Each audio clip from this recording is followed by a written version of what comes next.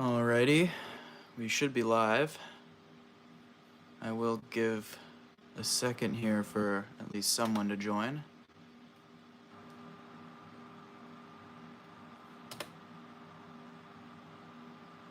Oh, no, I'm not live.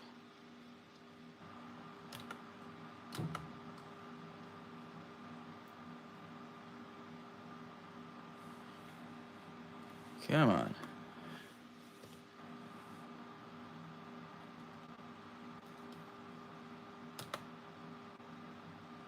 Okay, there we go.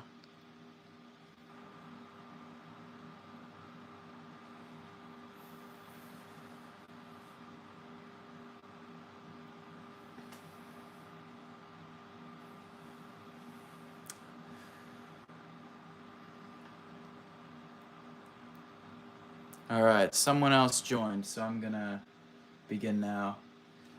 So basically, this is my early 2008 MacBook Pro.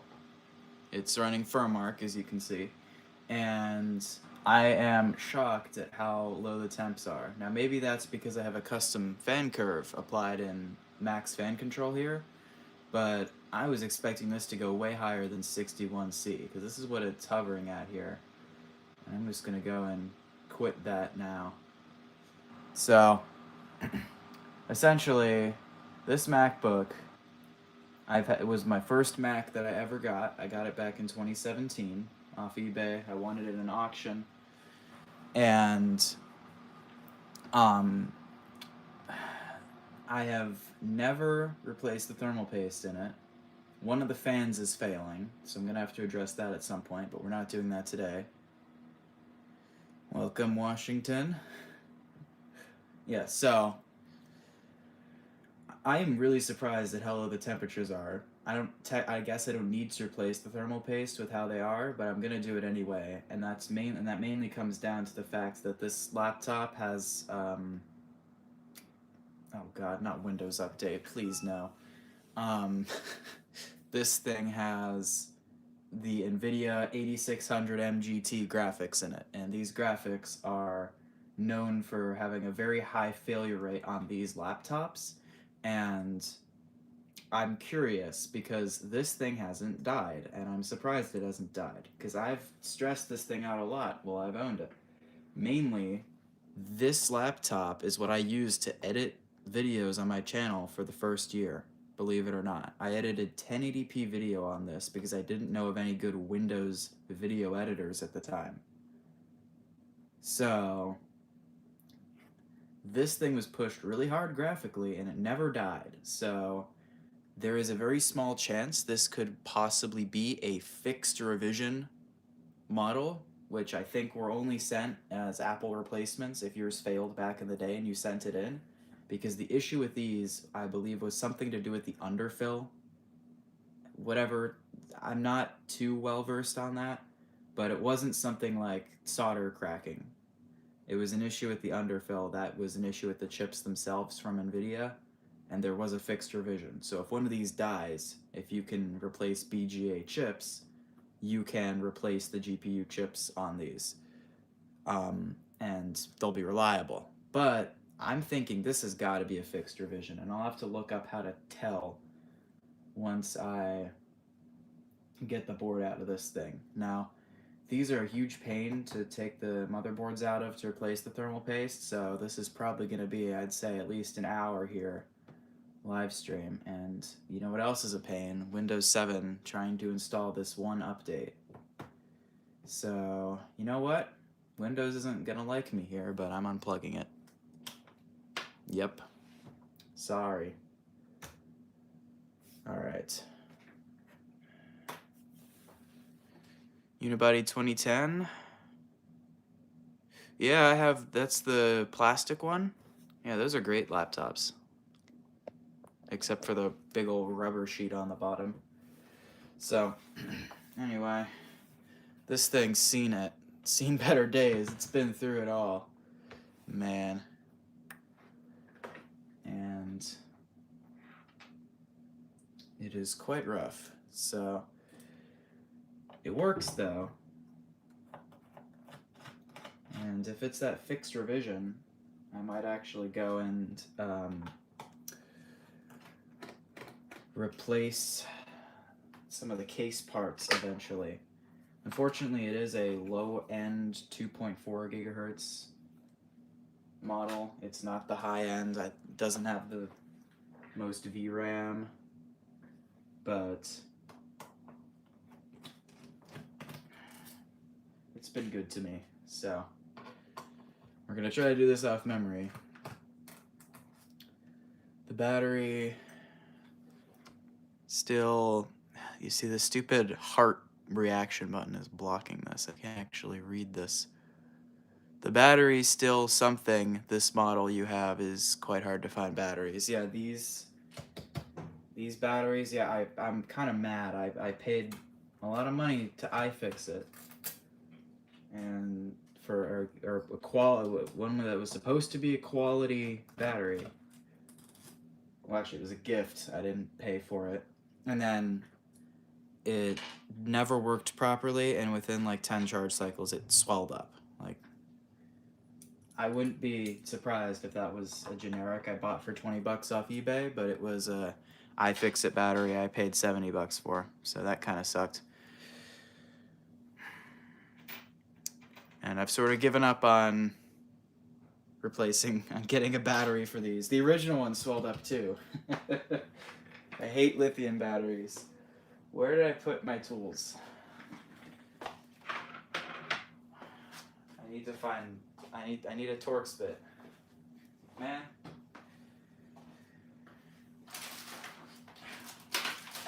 There we go. Hello, Rhizobite. Welcome to the stream. We're just gonna be tearing down this MacBook that's still too big. One of the annoying things about these is that as upgrades wise, they can take up to 8 gigs of RAM, except 8 gigabyte DDR2 modules cost a lot, so I'm never gonna do that. Yeah, I double checked there to make sure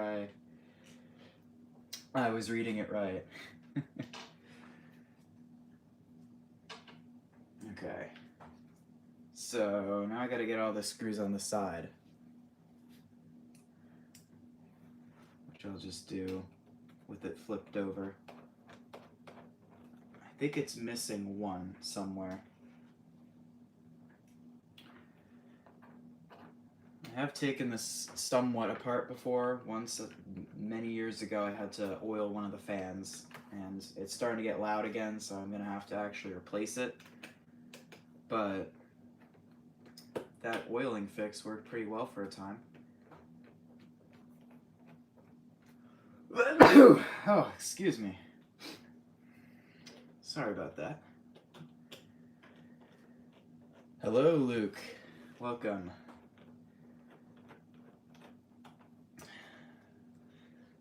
And hello, Opel 002. Yeah, the second time I had this apart was to install an SSD, and now I want to now I only put a 120 gig in, and since I dual boot Windows on this thing, it's really not a lot of space, so I need to upgrade it to a larger one.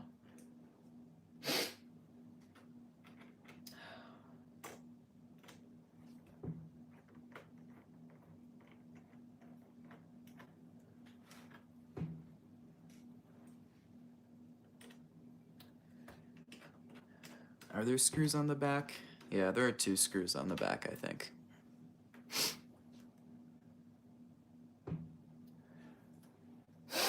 Job lock Chromebook, oh no. You can't fix anything in those. Oh, I mean, maybe if you pay enough for one.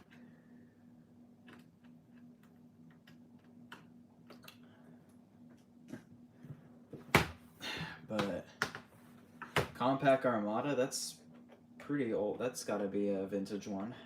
The Armadas, they dropped the Armada brand a long time ago. Oh, I almost forgot. There's 2 screws in here. I always somehow miss a couple screws when trying to take these apart. And a tough book. Yeah, they need to block your eBay access. That's too many. I've never felt the need to get any tough books or rugged laptops. They're just not just don't know what I'd use them for. This doesn't want to come out. I don't think those are captive screws.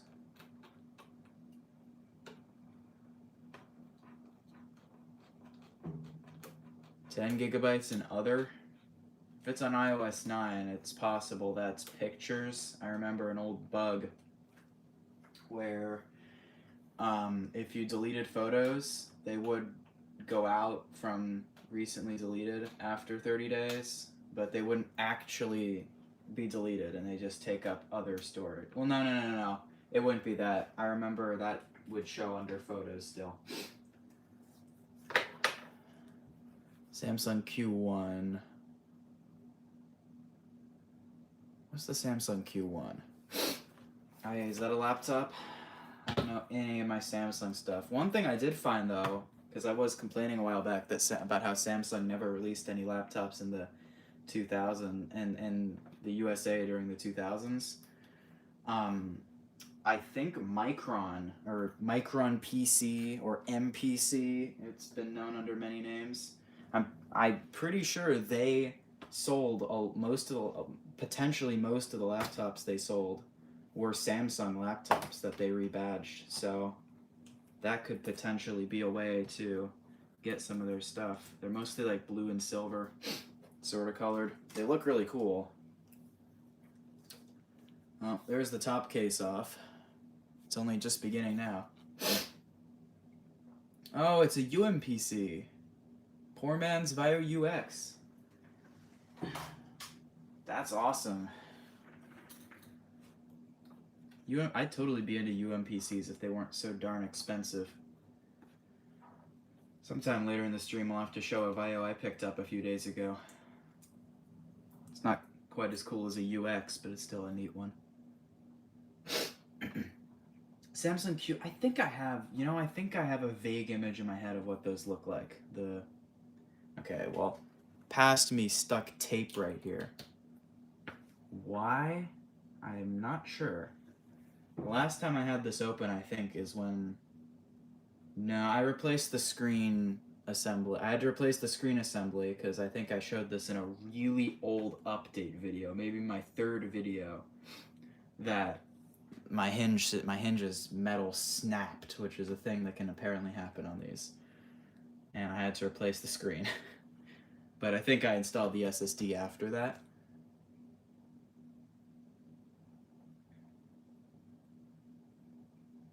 Oh, nice. Okay, so if I was smart, I'd look up the iFixit guide right now. But I kind of don't want to, so I'm just gonna... Oh, that's not bad at all for UMPC prices. They're just out to lunch.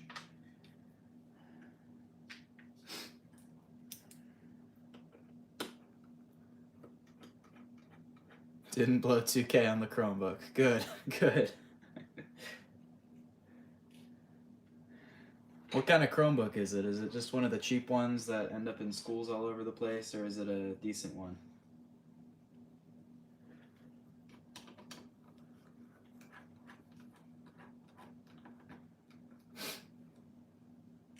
Okay. I think this should just lift out now. Well, I'm gonna have to unplug these cables.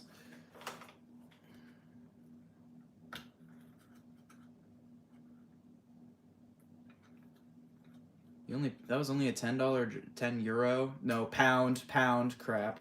Oh, I told myself I'd never make that mistake, but I just did. Pounds, yes. If that was only £10 for the lot, that's pretty good. I would have bought that too.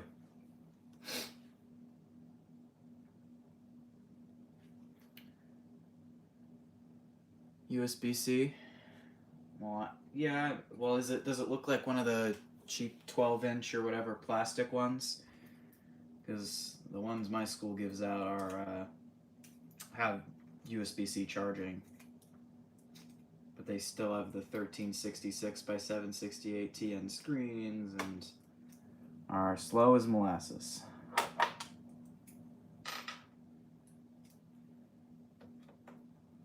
think I'll get the optical drive out of this. Yes. Yeah, the currency things. I told myself I'd never mix them up, but I just did. This looks like it just wants to come out. Are there any screws holding?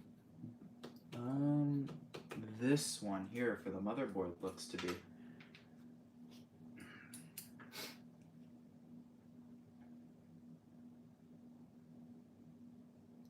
It will likely meet the same fate as my HP Stream.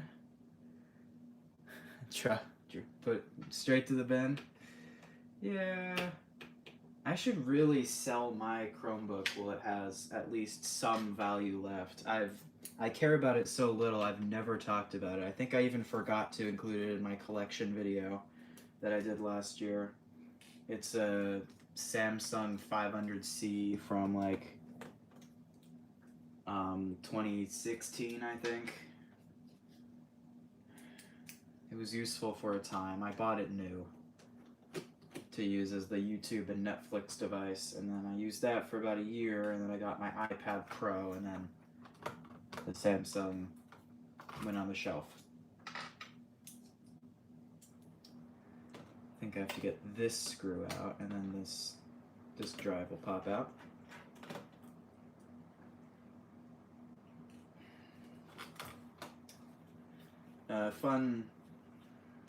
Here's a fun game you can all play. Bet on how many screws are going to be left out by the time this thing's back together.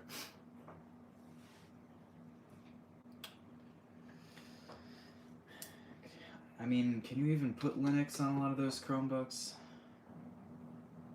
Coolstar, who used to do the iOS, who used to write some of the iOS jailbreaks, is in the Chromebook modding scene, writing drivers to run Windows on them, which is crazy.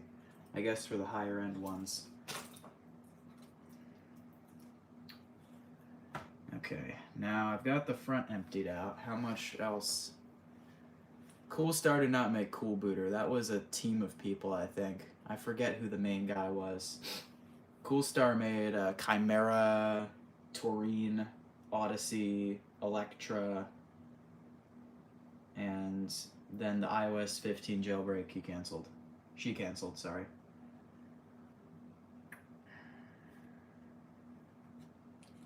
Alright, so let's get the Wi-Fi card out. Is there even any screw holding this in?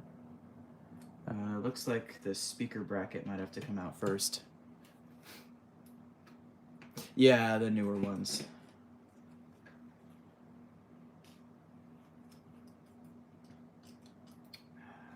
I'm gonna have to remove this terrible Scotch tape I stuck in here.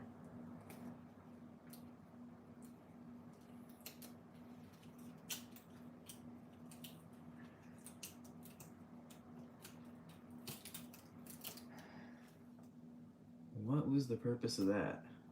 Something coming out of the screen. Another thing I have to check on while I'm in here is that the webcam doesn't work, so I have to see if that's something I screwed up or if it's an actual issue.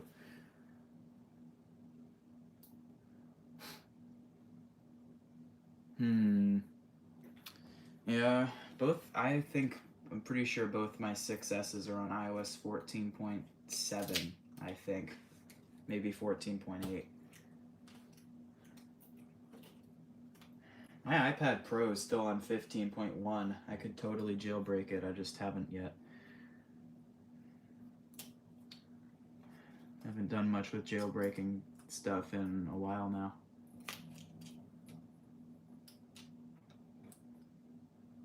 Okay, I might have to finally cave and look up the iFixit guide. Yeah. These things, the thing I hate the most about these, besides taking them apart, is how they manage to make a metal laptop that somehow is less durable than their plastic ones. And I don't, and when I say durable, I don't mean structurally wise. You could probably throw one of these out a window and it would work after. But these are so easy to scratch, whatever finish they used on these. Same with the PowerBook G4s, and I'm not just talking about the titaniums. I mean, these things scratch so easily, so it's so hard to keep one in nice condition. What kind of iBook? A clamshell or one of the later ones? A clamshell seems like a great idea until you actually go to use it and realize you really want an XGA mod, and then you spend even more money and time trying to get an XGA mod.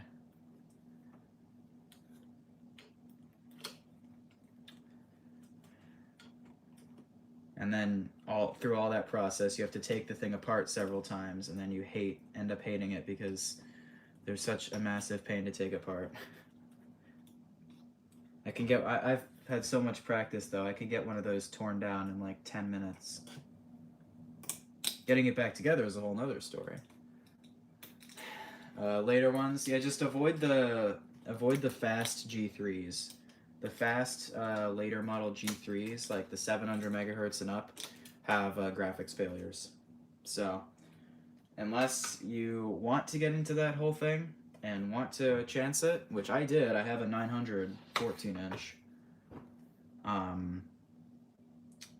Avoid those. Other than that, the earlier G3 Snows and the G4s are bulletproof, pretty cheap, and excellent. Especially the 12 inches. The 14 inches are nice as well, but at least for me, they both have 1024 by 768 resolution. 12-inch panel looks pretty good, but it can look pretty not sharp on a 14-inch panel. Same chips as the T42. Yeah, it's the solder. If you reball one, it'll go forever. But yeah, they got solder issues. Yeah, same as my T40 as well. Remember the $20 T40 dead lot of 3 that I got and did a video on? Well, the one working one, lo and behold, the GPU failed a few months ago and I parted it out. And then because I'm an idiot, I bought a T43, which have the same problems but with the South Bridge instead of the GPU. They can have the GPUs go too, but the South Bridge will usually always go first. And mine still works for now. But I really do like getting myself into unreliable computers way too often.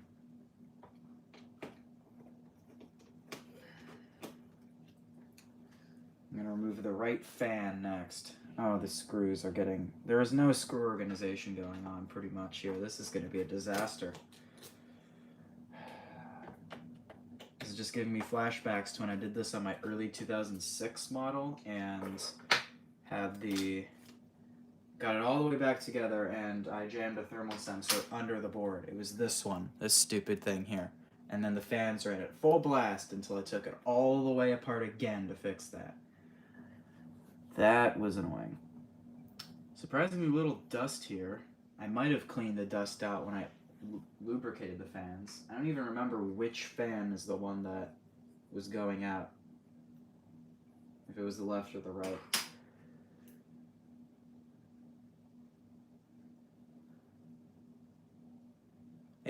Let me get you the model number. I have one lying right next to my camera, my tripod.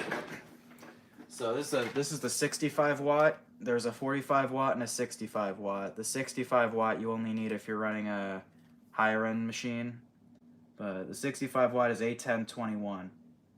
I don't know if the 45 watt model number is different, but that's A1021 for the 65 watt version. But either version will work on an iBook.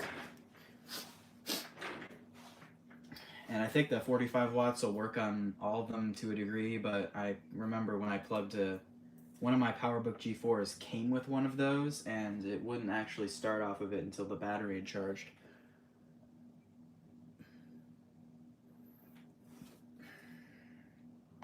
I think since we're about there, I can take off the screen now.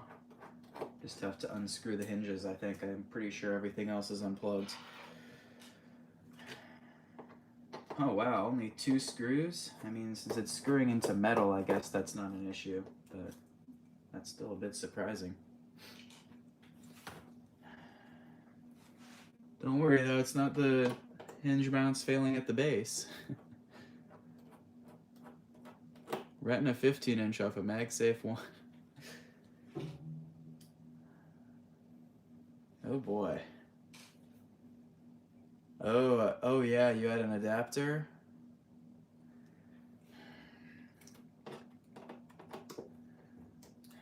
I just don't like any of the MacBooks past the unibodies. The Retinas just got rid of, they soldered the RAM. I can't forgive it because it soldered the RAM. I had a 13-inch Retina 2014 and it had a bunch of problems that would have been really expensive to fix, so I just sold it. I mean, they're just too much of a pain when something does go wrong. Why won't this come out? Man, I stubbornly still refuse to go and look up the iFixit guide. Oh, great. Look, a little metal bracket. I'm definitely not going to forget where that went. Not at all. Now, how do I get the speaker out? I don't see any screws. It's just in there. Maybe I'll have more luck if I take the left fan out.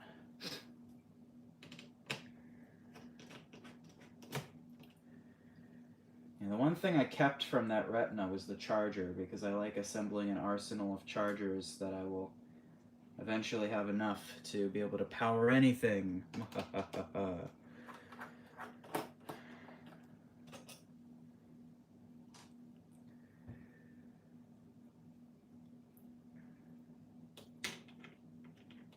Pull that out. This goes to one of the daylight sensors, I think.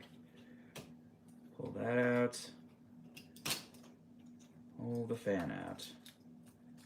Now will this speaker... Okay, so the screen comes off now, yay.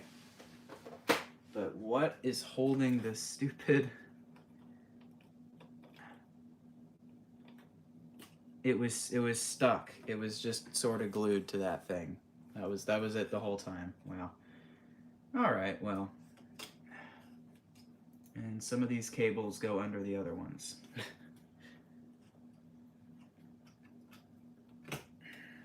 It's crazy how much they managed to simplify this design just by the next generation. I don't know where this cable goes. It just disappears under the heatsink, so I'm going to leave it alone.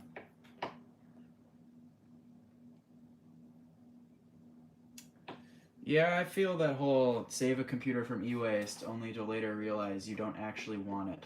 I've done that a few times. And unfortunately, a couple of those times they have been desktops, in which case it is far more difficult to get rid of them.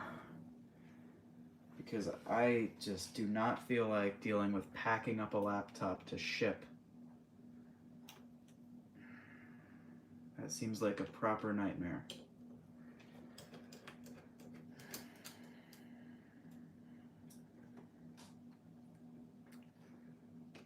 This is terrible. I'm never gonna be able to tell where screws go. I have to pay more attention to this. I'm curious if the temps are actually gonna go down. Or since I bought this used, if it's even had the paste replaced before.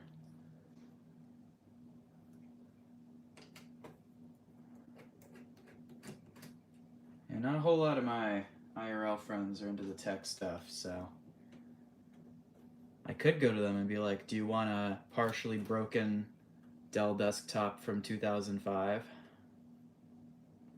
that won't output over DVI for some reason and that had bad capacitors shoddily replaced? And I think it has more of them now because it stopped turning on last time I tried.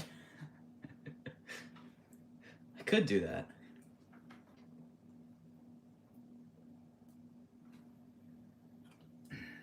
Man. break this connector. Where I need my spudger.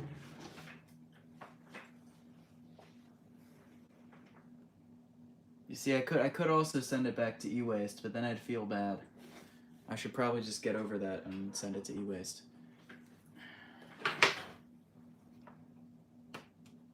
Especially if it's actually working fine.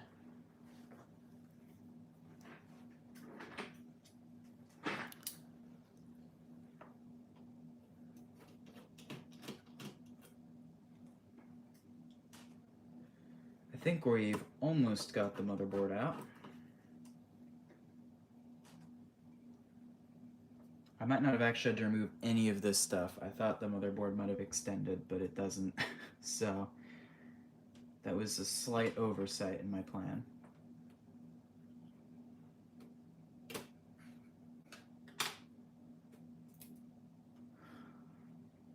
Okay, new problem. I think it's stuck to the petrified paste, potentially. No, it isn't. There's just another screw.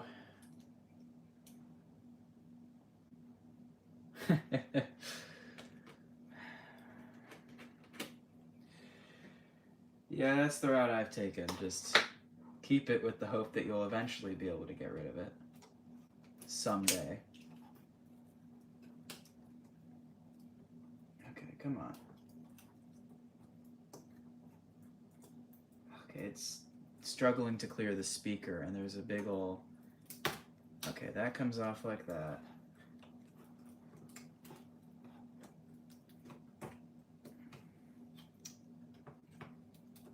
It's stuck on the DVI port.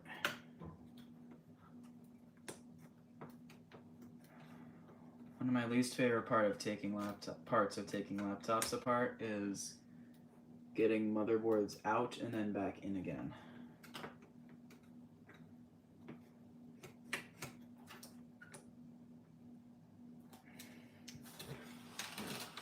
What are you getting stuck on? I don't want to flex this board too much.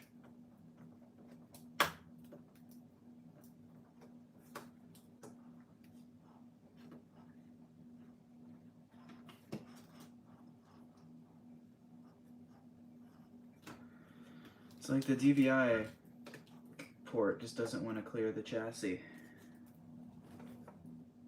And the speaker is getting in the way. Yeah, with enough wiggling it will come out, and then the next thing I'll have to do is worry about getting it back in. Except this time it really doesn't want to come out.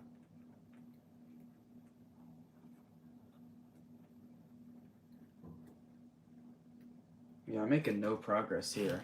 Now if I could get rid of this junk here, I could lift this up. Or I could just do that anyway.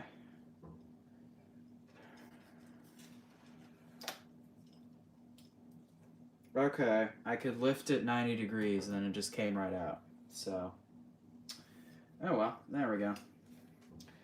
And we will flip it around to reveal. Oh no, it's almost as bad as the T40 series. 4 big old chips right next to each other.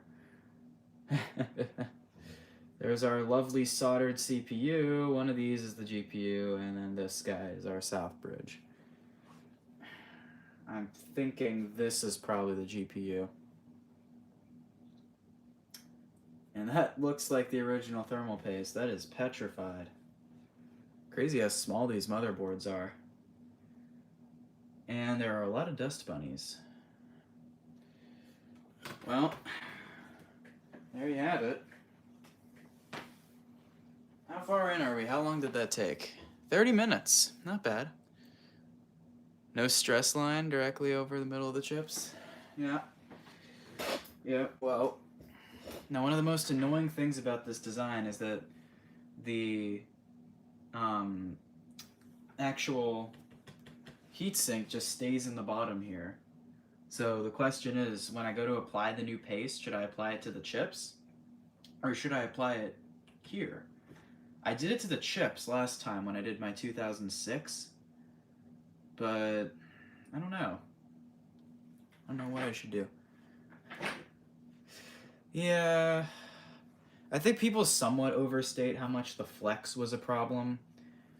I think people say that just because the T40 series have more failures than other laptops with the same sort of chips in them, like the Dell Latitude D600 series, even though some of those also have failures.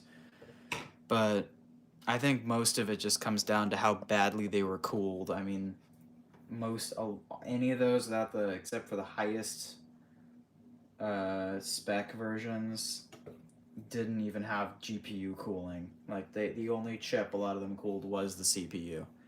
And then the North Bridge, which they've cooled on here, and the South Bridge were just left to rot. I heard someone say the reason why the T43 South Bridges run so hot is because they overclocked the system bus and did it in a shoddy way. I don't know if that's actually true, but the South Bridge chips normally don't run as hot as they do on the T43. So I have no idea. Okay, so careful not to knock off any capacitors that could be sitting under here. Let's break away these big chunks and then hover it over the trash.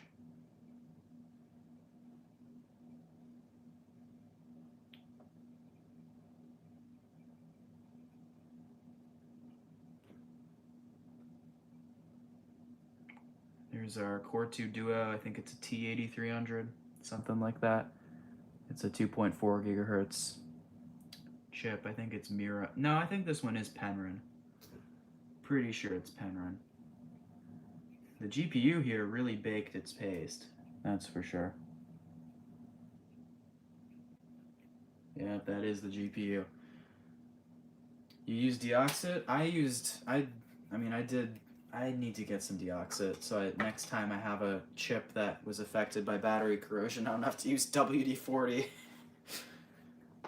And now that Nantan still vaguely smells like WD-40.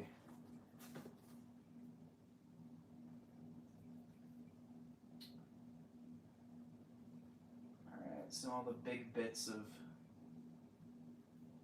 thermal paste are now into the trash. Now do the rest with IPA and some. I ran out of cotton swabs like a year ago and never bought more, which was stupid. I should have bought more. So I'll just use paper towels and IPA and get it to a satisfactory level of clean. That's all if I can find my IPA.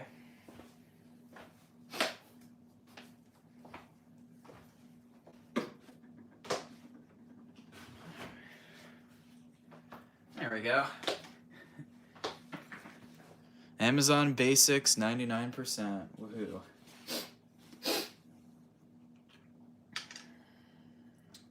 Look, never opened, brand new. And of course, could they have given me a pull tab?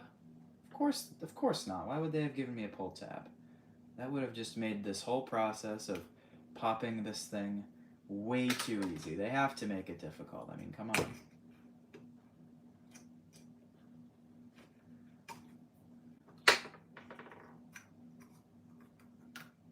Okay, at least this one came free a little easier than some of the others. Yeah, my old supply came from MG Chemicals. This Amazon Basics one I got for Christmas though. My people know me well. I've gone through two big things of MG Chemicals stuff. Next time I go out and buy it myself, I'll probably go back there. Seems to be working fine though. I mean, you probably all get it from the same supplier.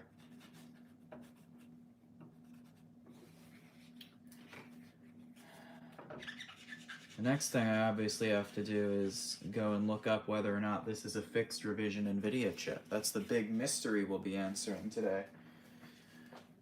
So let me read. I have no idea how to tell any of this, so I'm going to use my ThinkPad S1 Yoga. I have a reading chat, and I'm going to go look this up.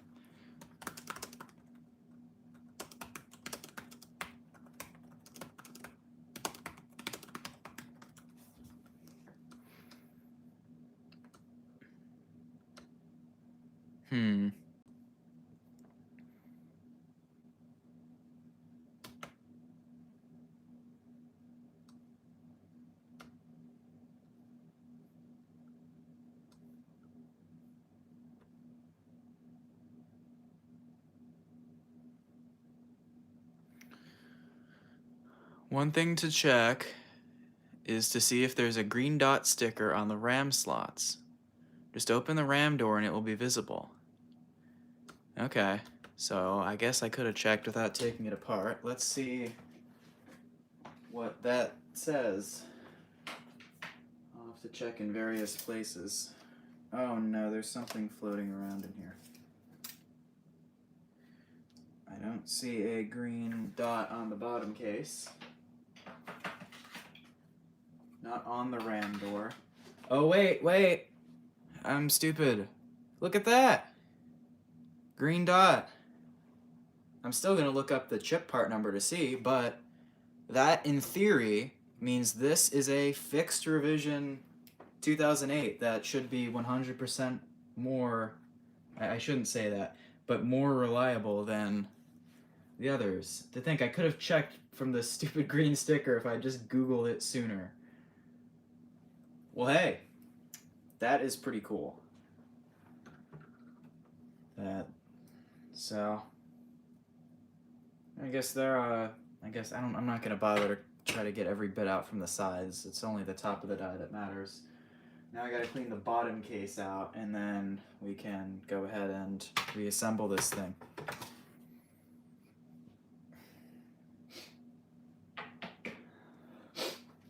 All right.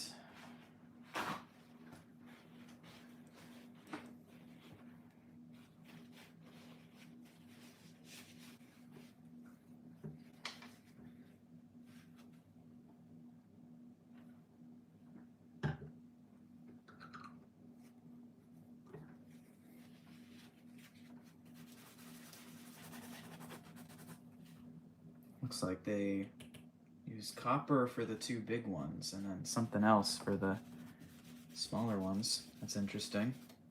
I mean, for the single chip, the Northbridge chipset, whatever you want to call it. It's probably, by this point, outdated to call it a Northbridge.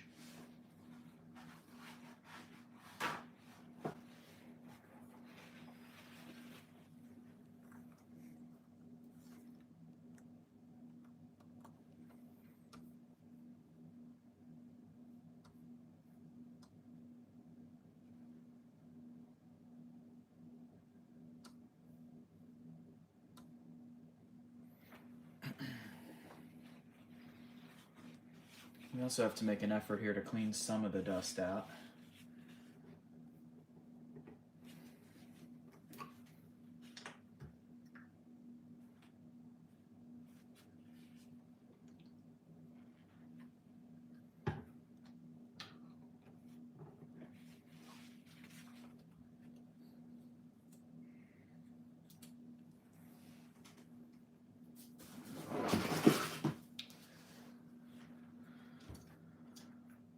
Is that even dust? Some of that might not be.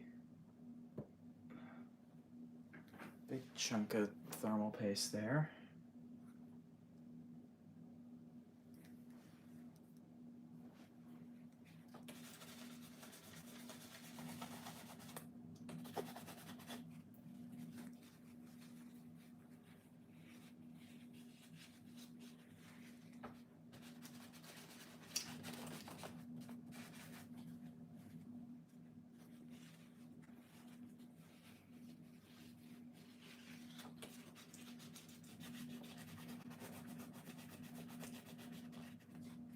Okay, that's pretty good. Now, if I was not out of compressed air, I'd use some of that, but let me see, how's it looking?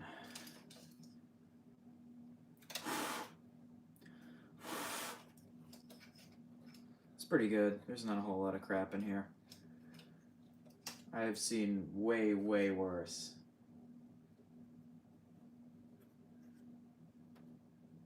Like the Compaq Presario something F700. That's the model number that I never did a video on, but yikes, that was bad.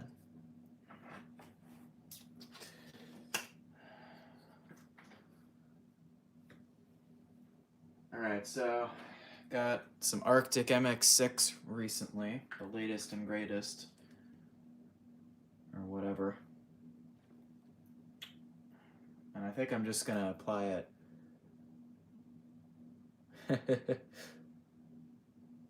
Yeah, the F700 Presario has a graphics chip failure that it has all the time, and it is also an NVIDIA. I forget which NVIDIA chip it has, but they used a very poor cooling setup that involved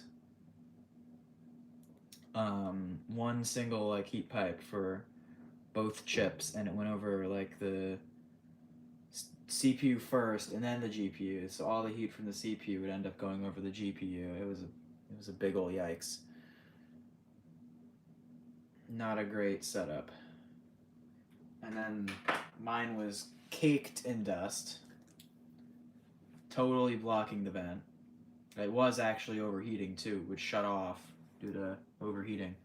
And then lo and behold, in those conditions, the GPU failed. Who would have thought? It went through the oven 3 times, and I gave up on it.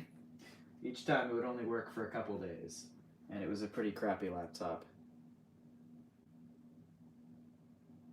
Alright, so I'm ready to put the motherboard back in now. We're going to make sure that I don't leave any thermal sensors under the friggin' case. It was this one that got stuck in there. All 3 are now in. One I'm eyeing up is a Pentium 4. It seems Compact's cooling system woes were rather common, as the laptop that I will uphold as the worst cooling setup I have ever seen is a Pentium 4 Compact. I sold it a while back, but it was terrible. Worst designed thing in the world.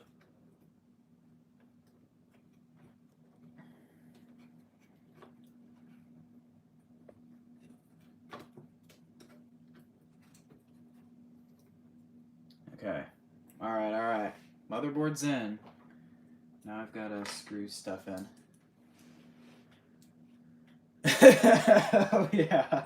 That MacBook Air is hilarious. I remember seeing Louis Rossmann take one of those apart for the first time.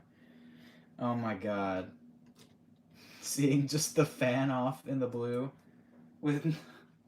what were... I mean, I'm sure they had a thought process. Because why would they have done it otherwise? I don't know, but I just can't see how it would help anything. The fan to nowhere.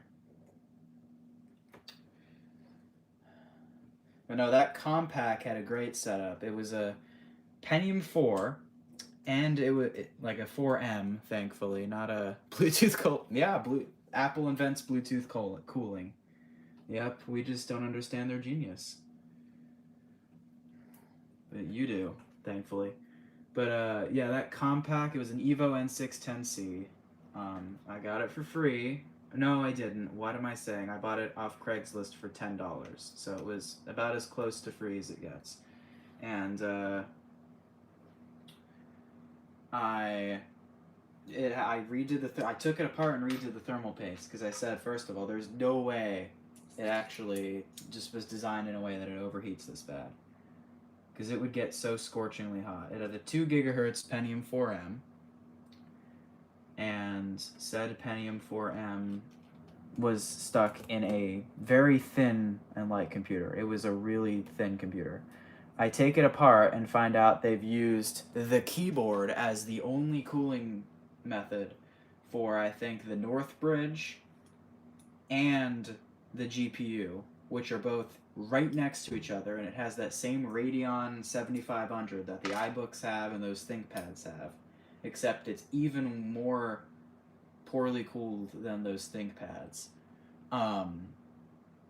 So that's the first thing I noticed. Second thing is that there's this cluster of hot running chips, and right next to those cluster of hot running chips, they put the friggin' hard drive. And I, of course, stuck a I ended up, and this I'm sure didn't help, I stuck a 7200 RPM hard drive in there. So it ran hot, and I remember testing the drive and seeing it was healthy, putting it in there, and then after doing Windows installs, I ran Crystal Disk Info again, and it throws a red error, which I've only seen one other time. Normally, even with a one drive that was incorrectly displaying 100,000 reallocated sectors, it still said the orange caution. This gave the red error on the temperature because they stuck the hard drive directly next to the CPU and all of its cooling hardware. It also had the loudest fan I think I've ever pretty much heard. It was so loud. And it was just like a wah. Yeah, desktop. Some computers, yeah, the desktop Pentium 4 chips. I have two of them, I think, that have those desktop chips as well. Maybe more. No, I don't. I have a Dell Inspiron 9100, which is a huge behemoth. And then also a IBM ThinkPad G40, which is one of the weirdest computers I think I've seen. Okay, great. Now, I already don't know where this screw that has this blue thing around it went. Yeah. You plan to shove an i5? Which ThinkPad? Alienware and a Novatech. Interesting. I don't think I've seen those. Okay, what I'm going to do, since I have Edge 15, what does it have in it now? An i7? Don't tell me you stuck a quad in there. Ah, daily driver. Please tell me you at least put an SSD in it.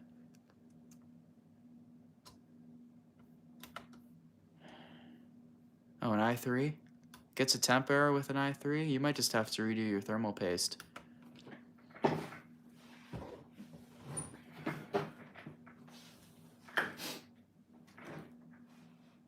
No SSD? Don't tell me you're running Windows 10 on that. Or 11. I'm actually looking up the iFixit guide now because I need the screw locations for putting this stupid thing back together.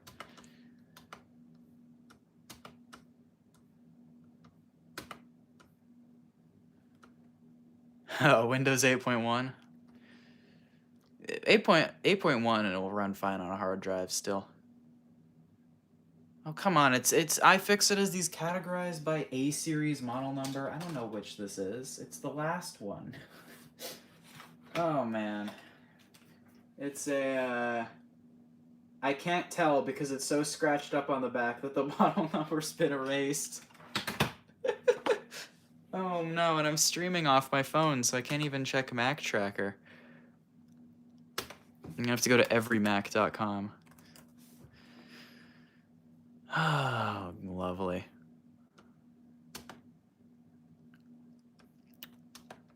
I just put the money towards your Chromebook job lot through to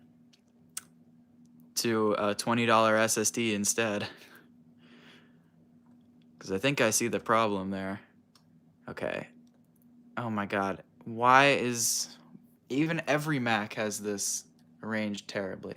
T80... I have this one. Early 08. Just give me the A model number.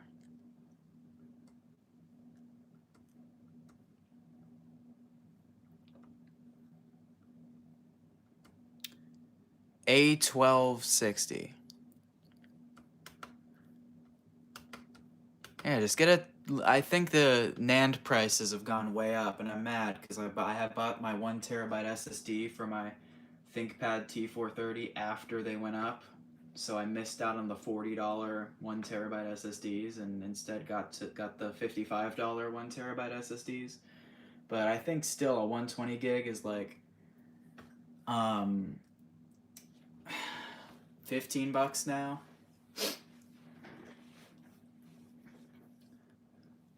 Yeah, this is an A1260.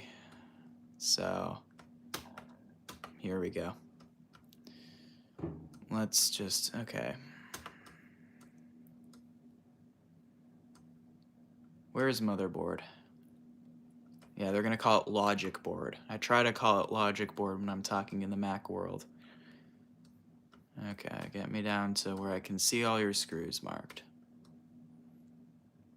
I need to find where the blue one goes.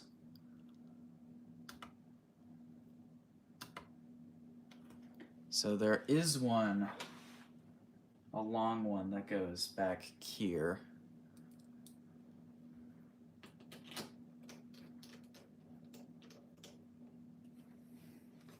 And this tape has fallen off, which is not ideal because this is supposed to like get better airflow.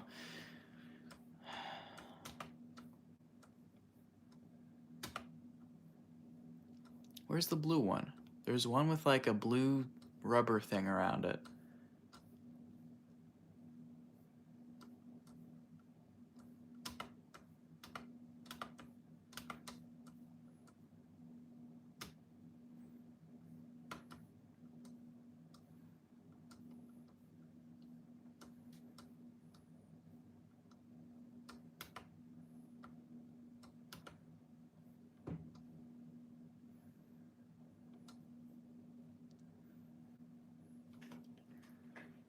Well, one of the black ones appears to go back here. So I'll install this one.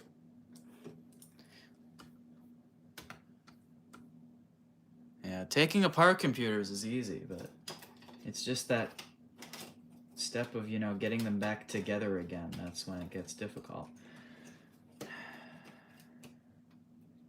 Okay.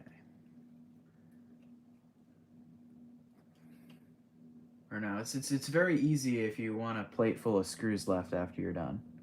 Not difficult at all if that's your baseline. You see, I could have had 2 of these done by now if these were unibodies. Man.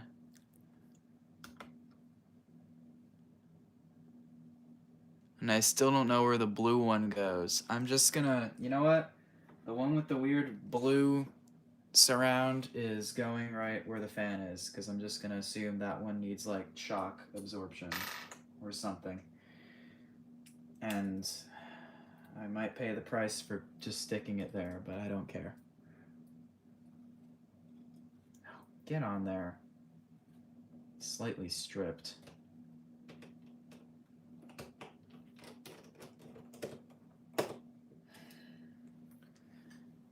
And the other 2 of these fan screws are, because I remember one of these was a black screw. That one's Phillips. And then I think the other 2 were just these long ones, the long Torxes. And it looks like I only have 1 long Torx left. So one of these was a long Torx. Let's figure out which. Probably not that one. And probably that one.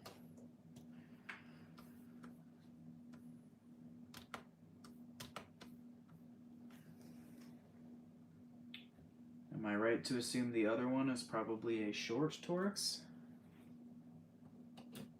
Yes? Yay. No. Nay. Because that one won't. That one's just screwing forever. And it's stuck. Oh, man.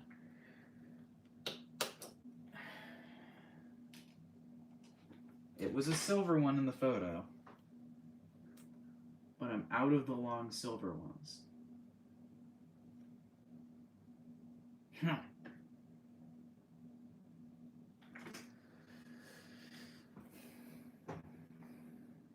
mean, I could just leave a fan screw out, but I shouldn't.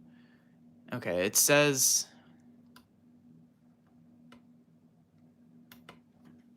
iFixit says these fan screws, I should have 5 of the long ones, and that this is a long one. Problem is, oh no, there is no problem. The problem is I put them on the other side of my desk like an idiot.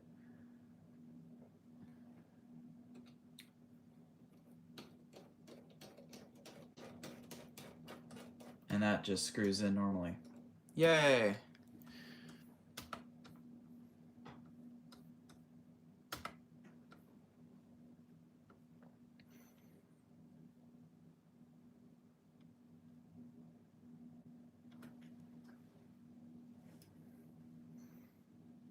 Okay. Let's plug this connector in. I wonder if this CMOS battery is still good. Luckily they ditched, oh my god, some of the PowerBook G4s soldered them. I think most or all of the aluminum PowerBook G4s had them soldered. Some of them used a friggin' lithium pouch cell. Like an actual just, like what you'd expect to find in a phone or an iPod. They just instead put in a laptop, which I think is funny. I think my DLSD 17-inch has one of those, and it does still work, I think. How well, I'm not sure.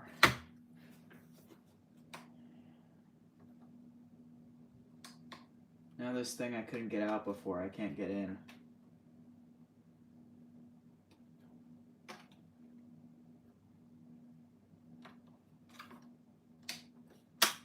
There we go. Clicked it in.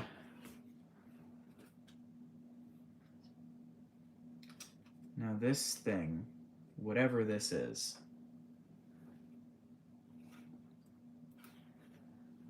went somewhere along here.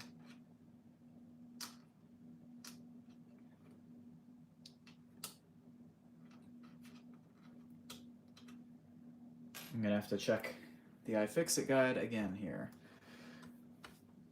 Let's find all the screw locations I have to install right now.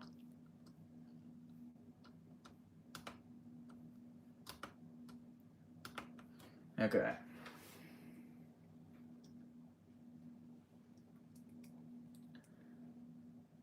Silver one here. Silver one here. Have my 2 there.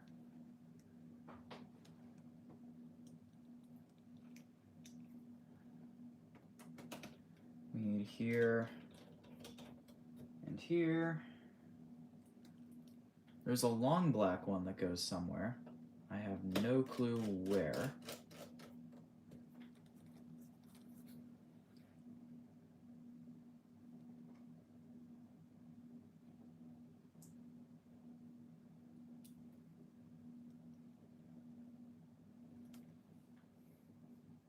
That's all the ones in this photo. No. There's another silver one that needs to go. Over here where my camera won't focus because YouTube's app is not great for this.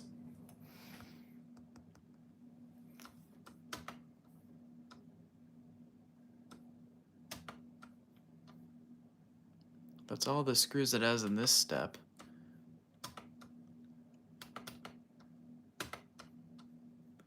So now we can backtrack.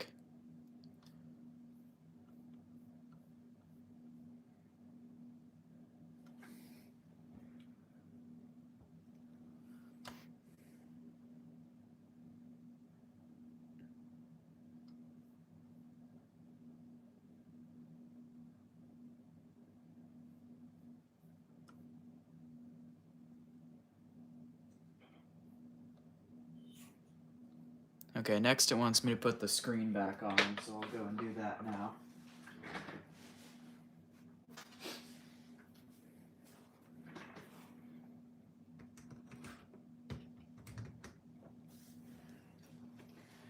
Now, which of these are the display screws?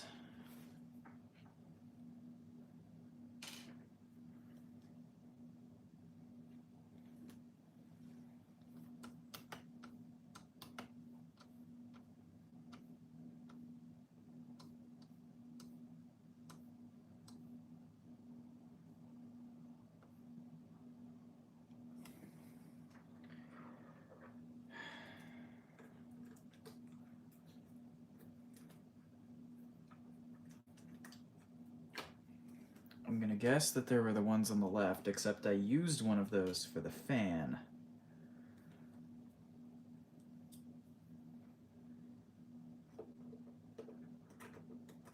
So that's a great sign.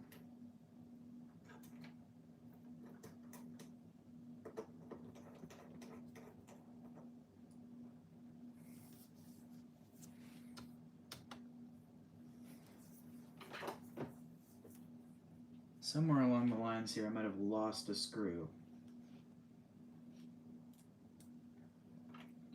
The issue is I have to use all the screws for the screen hinge mounts, so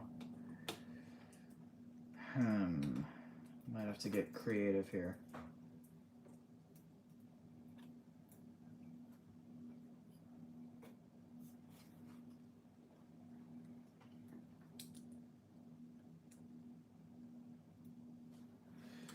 Yep, I've been delaying doing this repair for a while, so good to finally get it done. Will the computer be better or worse off after it? I can confidently say my 2006 was worse off because somehow, and I still don't know how this happened, I bent the freaking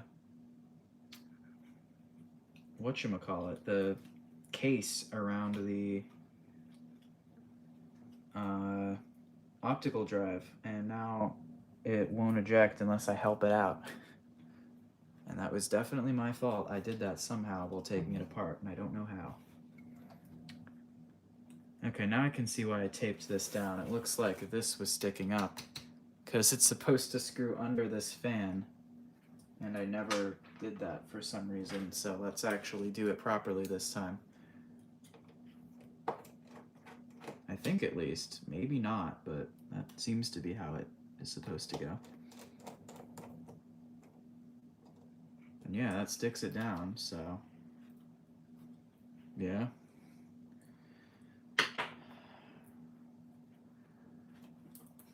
Route the antenna wires.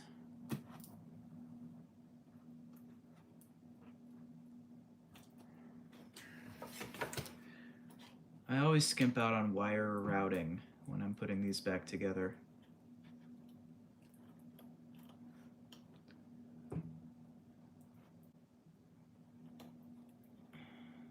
Trying to do a better job at that.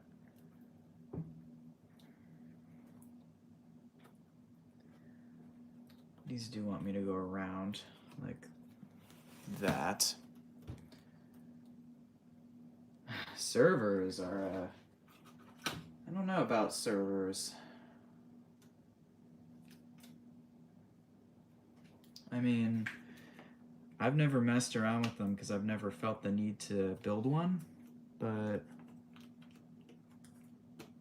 they're interesting. Definitely. What kind of servers? I think I see where that random bit of metal goes now.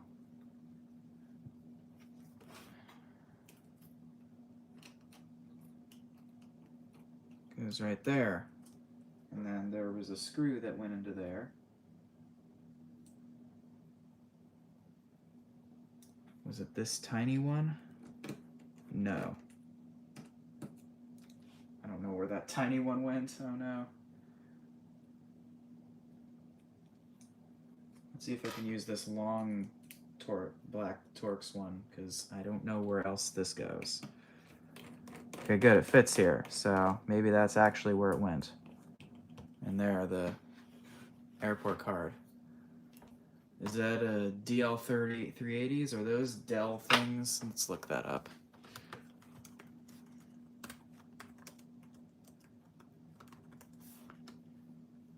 HP Proliant. Those are expensive. Gen 9s. Now there's some cheap ones. I'm looking at the new ones that are expensive. Man, those seem to fall in price quick unless I'm looking at stupid things. The Generation 10 is a $2,600 and the Generation 9 is $200. Gen 2. That's where it's at. This is starting to come together nicely. Starting. We're almost there. Sort of. Screen is not fully back on yet because I don't know where that screw went. And that's a problem. I kind of need that screw.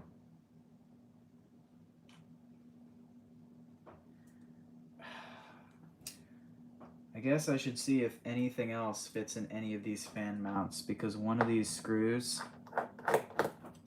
went to the hinges and I used it for the fans. That one doesn't.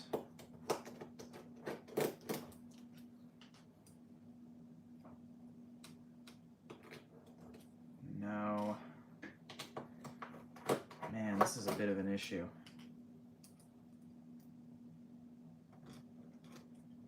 No.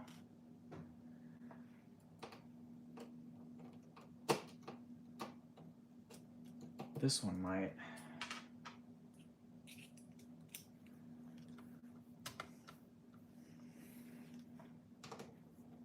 What processors do the Gen 2s have? I mean, if it, or rather, what year are they? Because that's probably going to be some Xeon, and I do not have the Xeon product history memorized.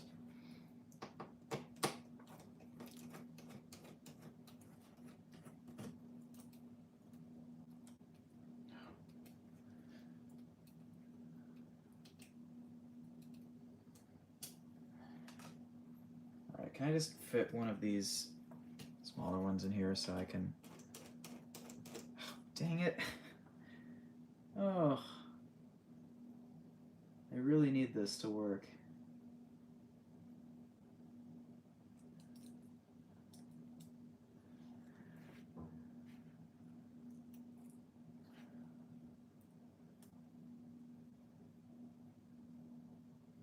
Clubretta.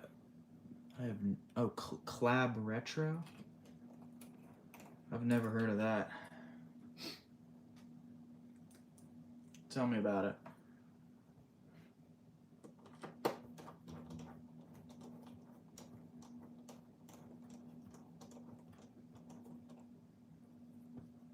There we go. The hinge is mounted, but the fan isn't.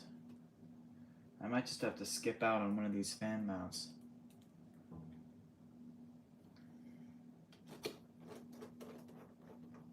Which I didn't want to do.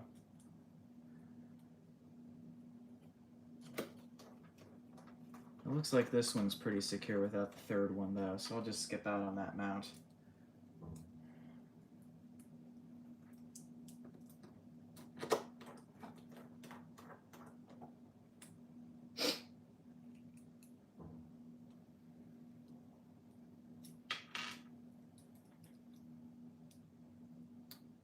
Oh, Clan Retro. Is that another YouTuber?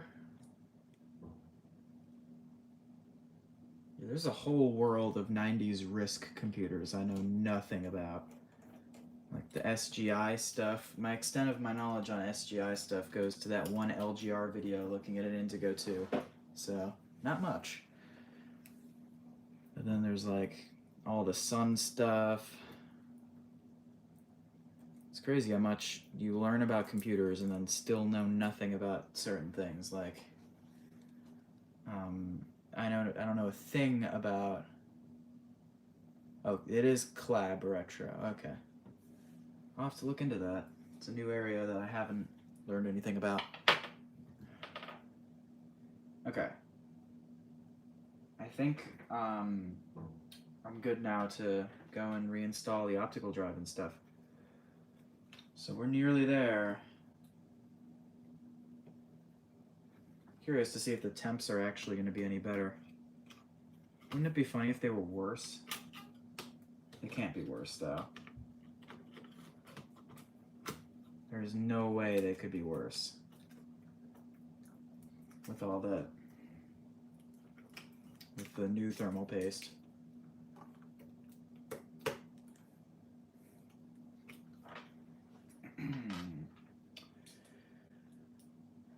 So I'm guessing this last big torque screw probably goes here, except then I have another empty hole that I don't know what to put in it.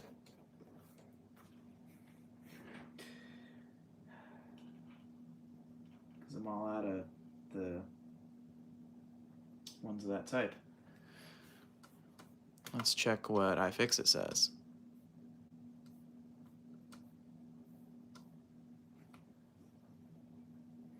Also check their connector matrix, make sure I have everything plugged in, which it looks like I do. Oh no, that's for the hard drive. Oh.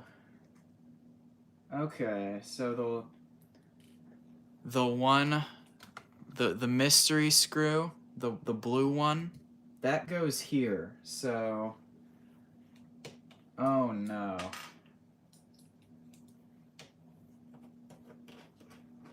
That one here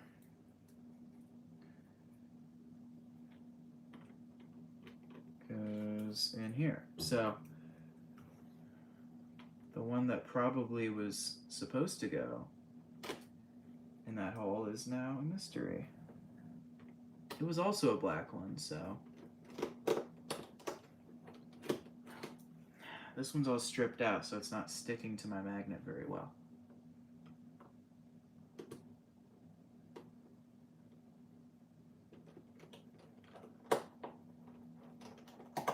There we go. So I'm guessing then that this screw here, that is a Torx.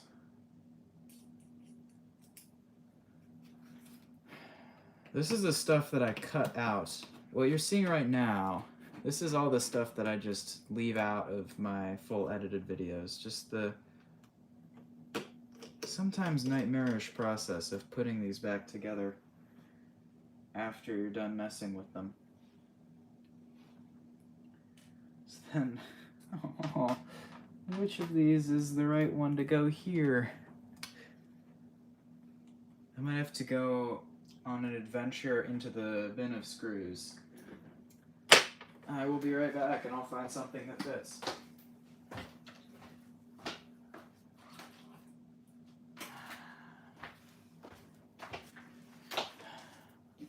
Alright, one of these has got to work.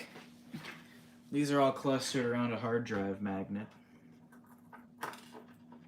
So if you're ever wondering how many screws I just lose, it's quite a few.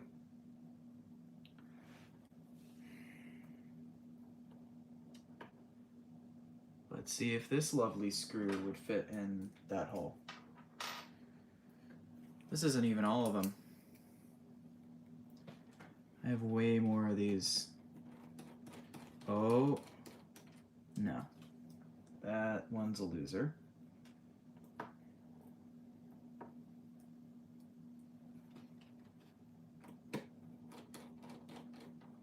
We have a winner. Hopefully it's not too tall. We'll have to see if that's too tall. Because it sort of just does jut out a bit. Maybe we can find a better one. Let's try this screw.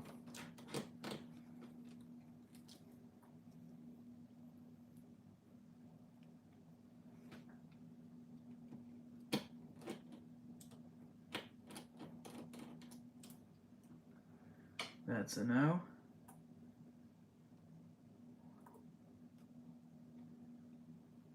It's a pretty thin thread.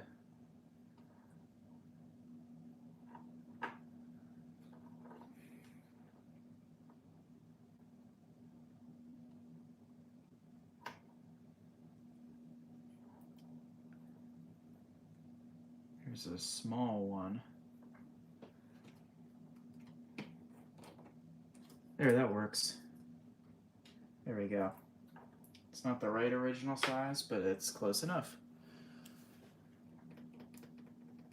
So that's held in correctly.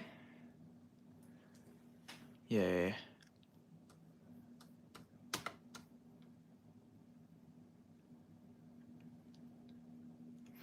Alright, now we need two little silver ones that secure this optical drive in place.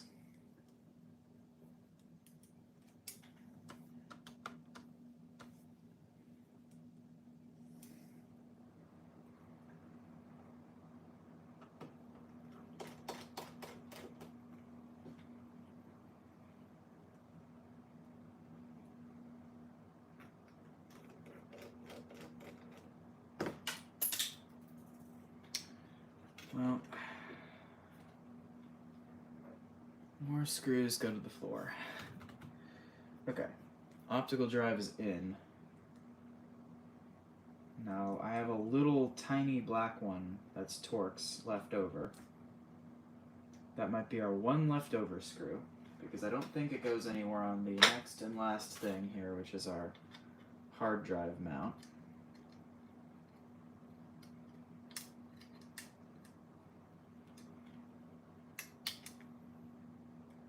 Also, I think I managed to lose one of the rubber mounts here. The white guys, where are they?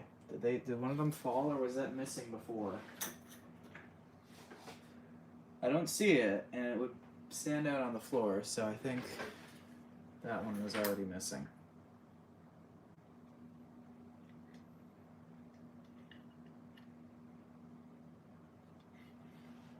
Okay.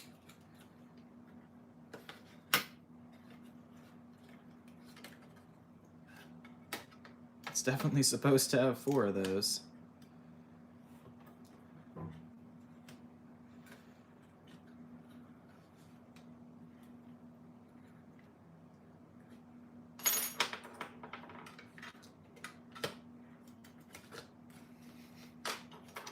Oh well.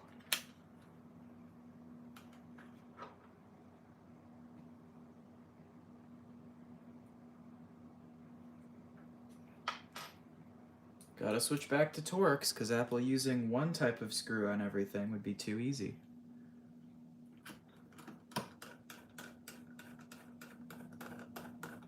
Oh, does it not fit? I know these are right. Don't you dare.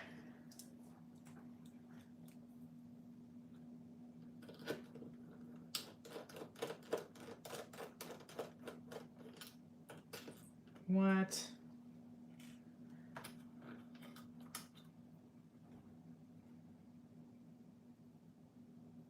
No, this might just be on backwards. I thought they were the same both ways around, but I don't actually think they are. Yeah, there we go.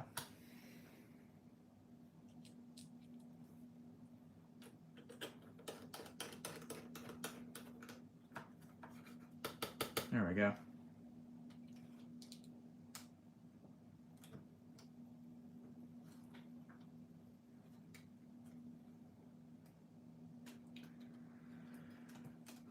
Hard drive's plugged in, and our total count for screws left over is 0, because I just dropped the 1 on the floor.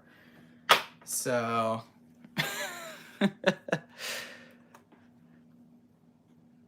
so we'll just ignore that one. I don't know where it went.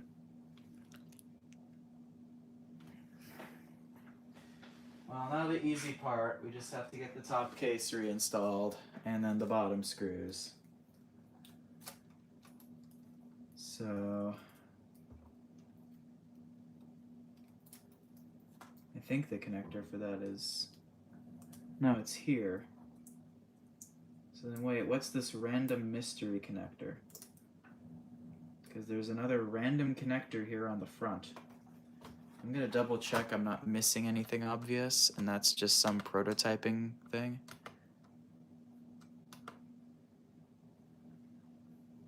Yeah, it's empty in the iFixit image.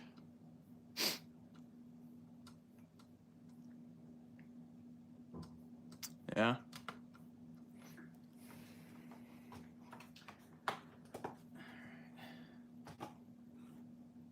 It's having some trouble settling down here. Come on.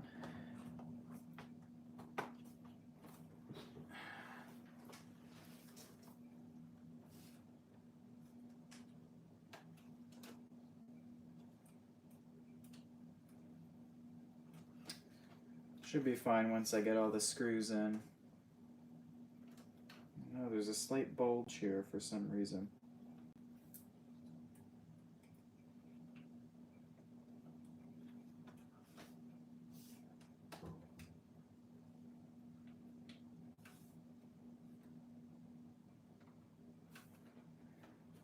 I think I found it.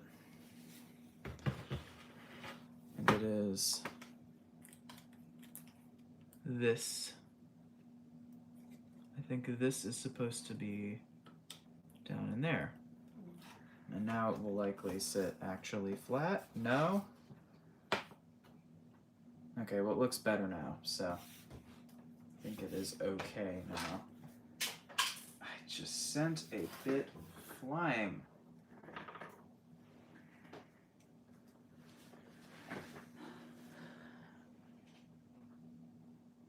Oh, my screwdriver.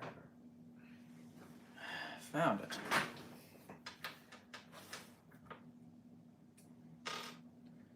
And another screwdriver bit that fell on the floor at some other point.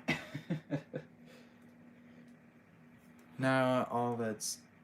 And my gaming laptop just woke up from sleep, because it does that sometimes.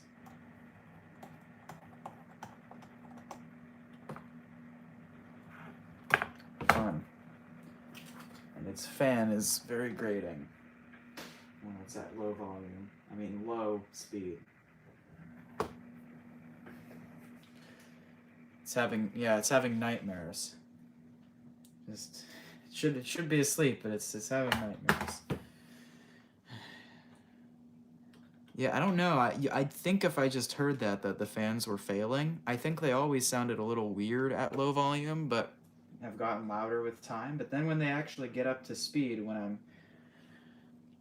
doing something intensive on it, it just sounds like really loud whooshing air. It doesn't sound like you'd expect out of a failing fan.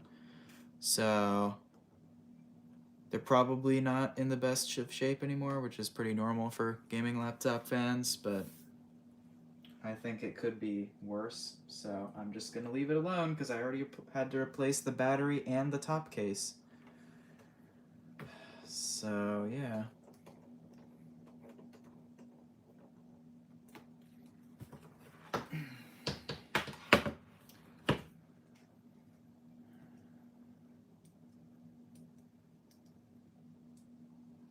You know what would be funny, except not really, if I got this all reassembled and it didn't turn on. That's the best part of computer repair, totally. When you put it all back together and then you turned a working thing into a non-working thing.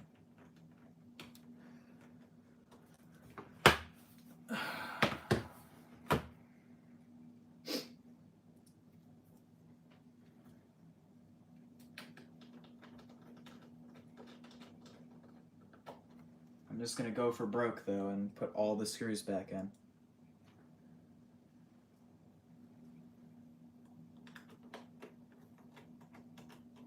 So what, am I gonna have extras? That doesn't make sense. Oh no, I missed some.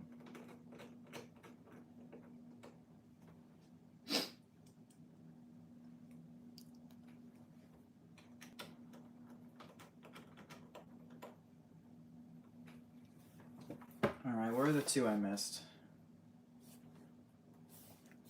What? How on earth do I have two extra side case screws? That makes no sense, because I have all of them in. I'm really confused, because there weren't any of those internally. Oh no, you know where they were? They were the ones that went in the battery bay sideways. That explains that. These.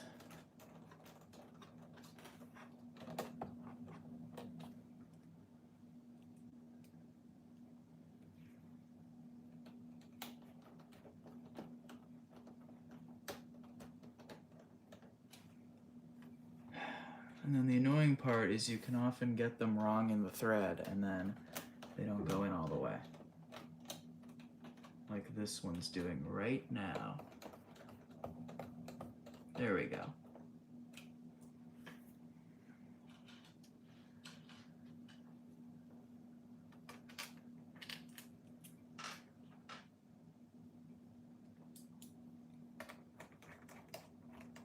This one.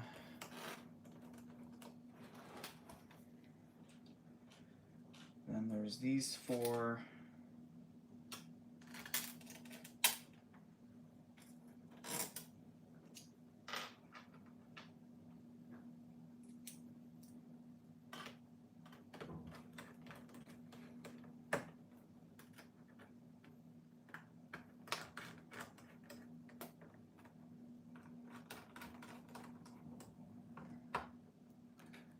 When I said this would take an hour, it's been a bit longer than an hour.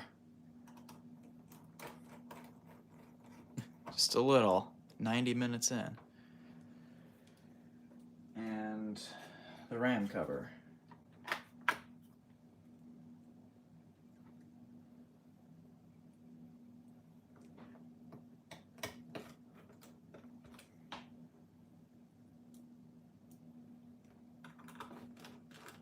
Looks like I'm missing one of the RAM cover screws. I don't think that happened this time.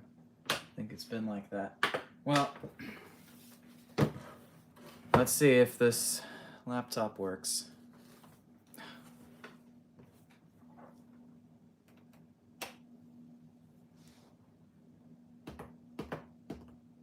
Light on the charger. Oh! It turned itself on.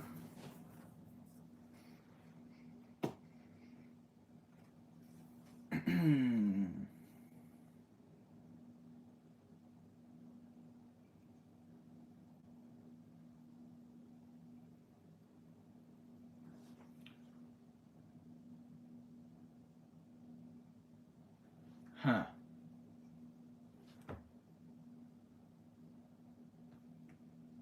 That's strange.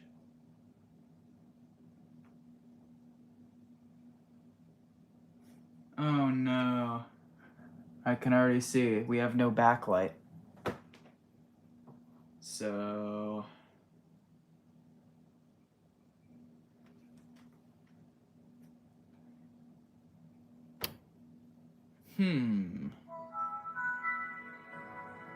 So... why don't we have backlight? I can see him at the login screen. You can probably vaguely see it. Now, hopefully... Okay, can I actually...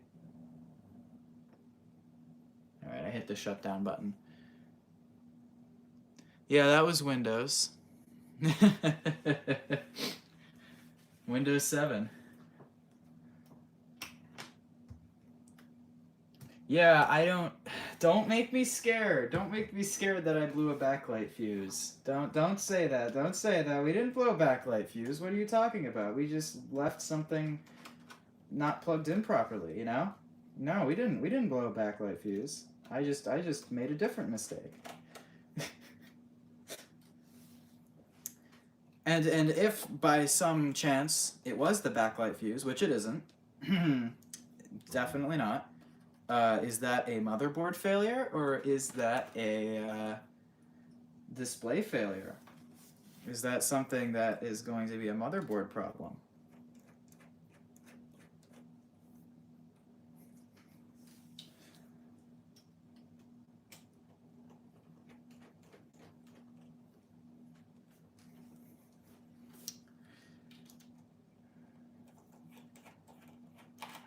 I'm I'm just doing this off camera view so I can get this back apart quickly. Luckily the display cables are easy to get to, so I'm just gonna unplug them. Yeah, LED. Yeah, that would be an interesting one if I don't know how I would have blown that backlight fuse though. Because I think I plugged it in properly. I think.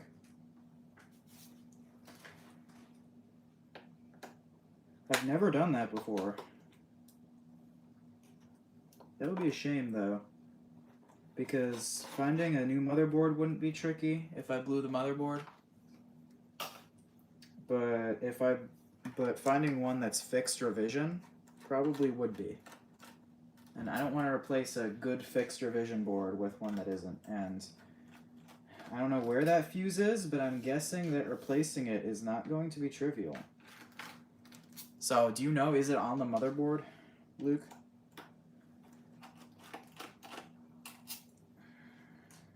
Because I'm sure this also has a backlight fuse. Any self-respecting laptop would.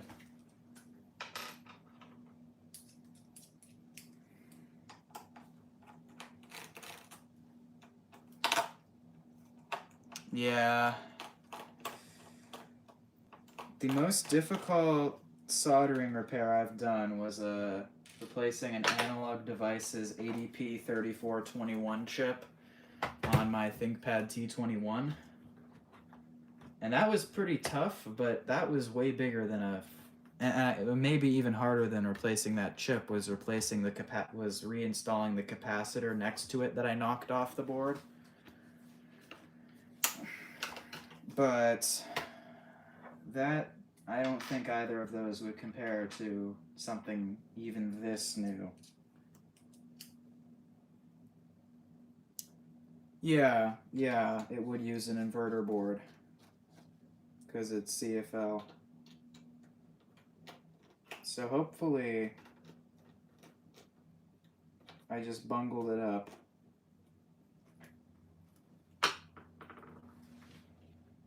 I've nearly got this apart again. I just need to get these last two screws out. Okay.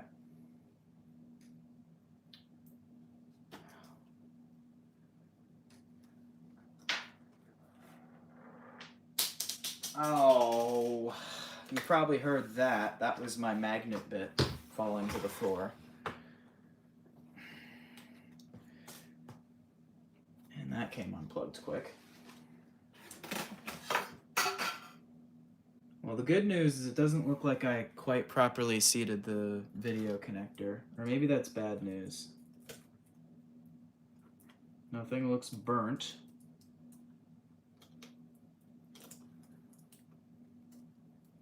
That's definitely in. And this other one is also definitely in. I'm looking. Can I see a fuse?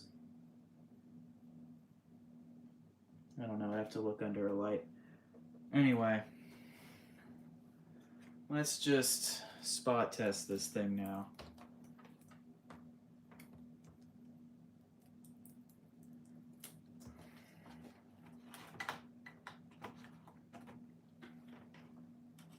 Come on.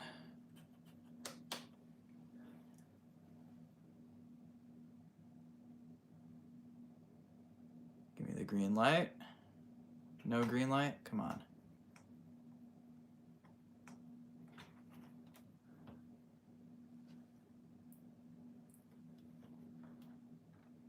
Why are we not even getting a green light now?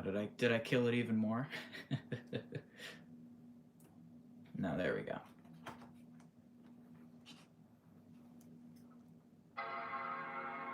Yeah, we still have no backlight.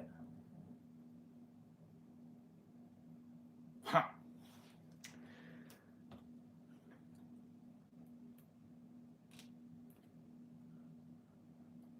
I think the backlight on this goes through the same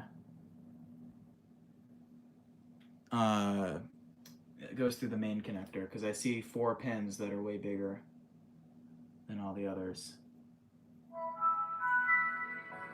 So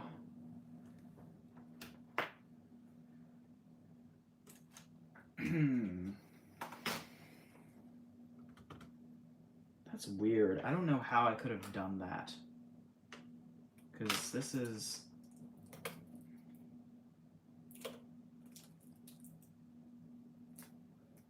That only would have happened if I had shorted something, so... The thing is, I can't really see a fuse, except everything's so small, you know? I don't see anything labeled F.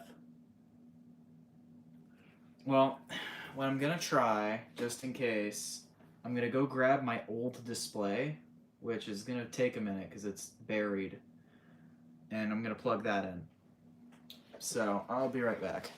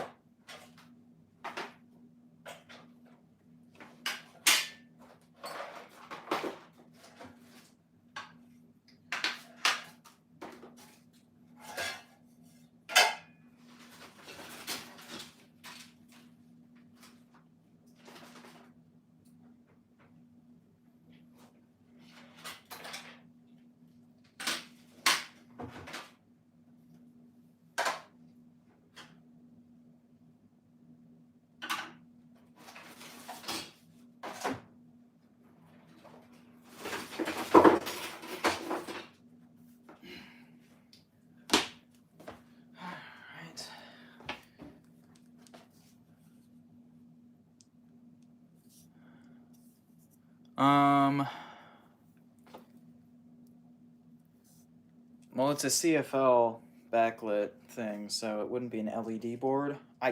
The thing is, I just had this on at the start of the stream, so I think it's very unlikely that the inverter failed.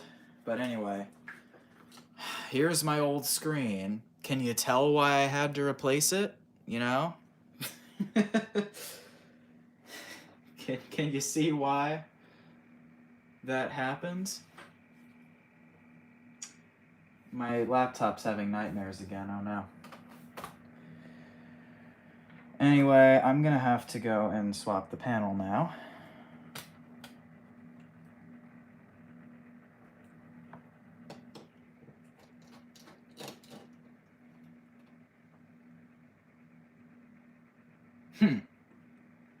This isn't LED backlit, is it? I mean, maybe. I hate... This laptop hasn't been able to stay in sleep mode since the day I got it. I hate that, you know? So yeah, if this does have some sort of LED board in it,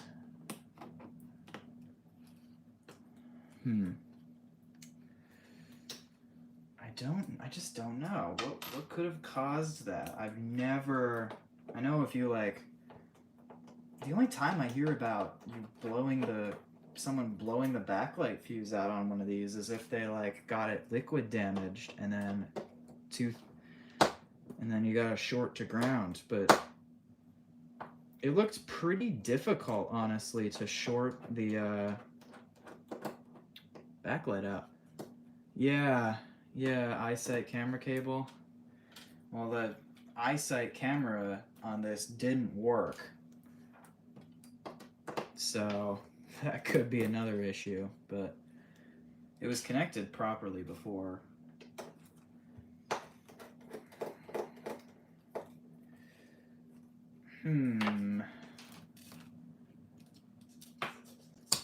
Okay, well, there's our quote-unquote good screen. I can't use this one because its hinges are completely exploded on both sides. But when I last plugged this display in 2 years ago, I'm gonna have to actually lean this one up. It did work.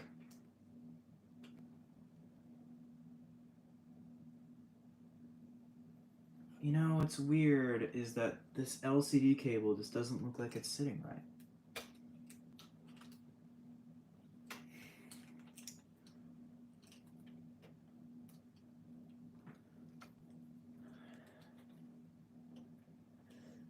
Oh, at least it was a CDS and not a CDT.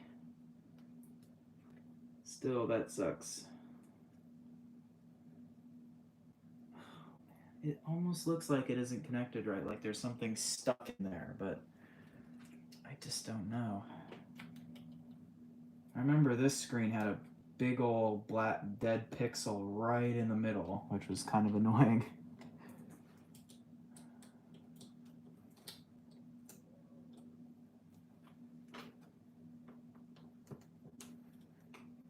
I'm not even going to bother connecting the airport card. I just want to boot this up. Yeah, I should have tested this fully too, so I didn't have to go and take all those screws out. It always seems to backfire when I go for broke. Okay.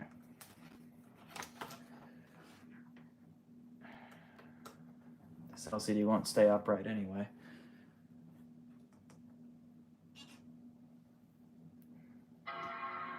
Oh, wow. Huh. That's weird. That's weird. Look at that. Look at that. Well, we can test the thermals now.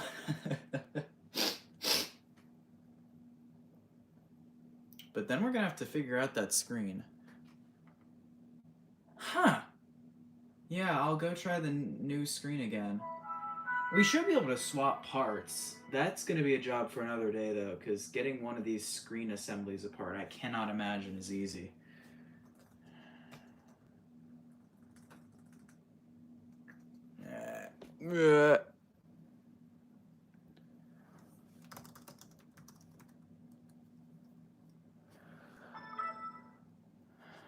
I don't think have I talked about the 5151 monitor yet? Yeah, we do have a known working one, except for the dead pixel. I wonder if the eyesight camera works on this. Yeah, iFixit guide. Bad fuse on the 50. That's all I've found so far. It's completely dead, and there's a bad fuse. So it's very likely there are further problems beyond the blown fuse, but the blown fuse is right on the like mains input, so no power is getting to that thing right now. Okay, so now that we have it booted with a working backlight and with the original screen, that obviously not very usable, I'm gonna launch Max Fan Control. Yeah, I'm just trying to keep it going. Welcome to the stream. Alright, so we're idling, honestly, pretty similar to how we were before. But let's stress test. Firm arc.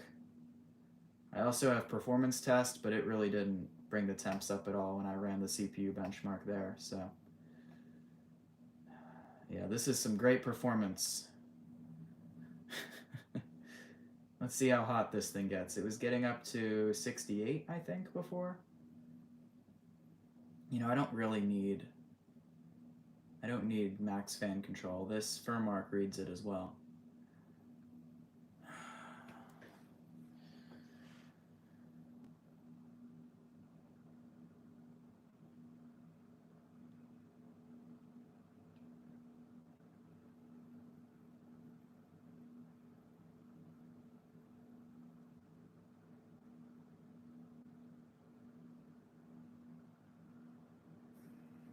Up to 51. Now I have a very aggressive fan curve applied on this thing, so the fans normally won't spin up on one of these until it hits close to.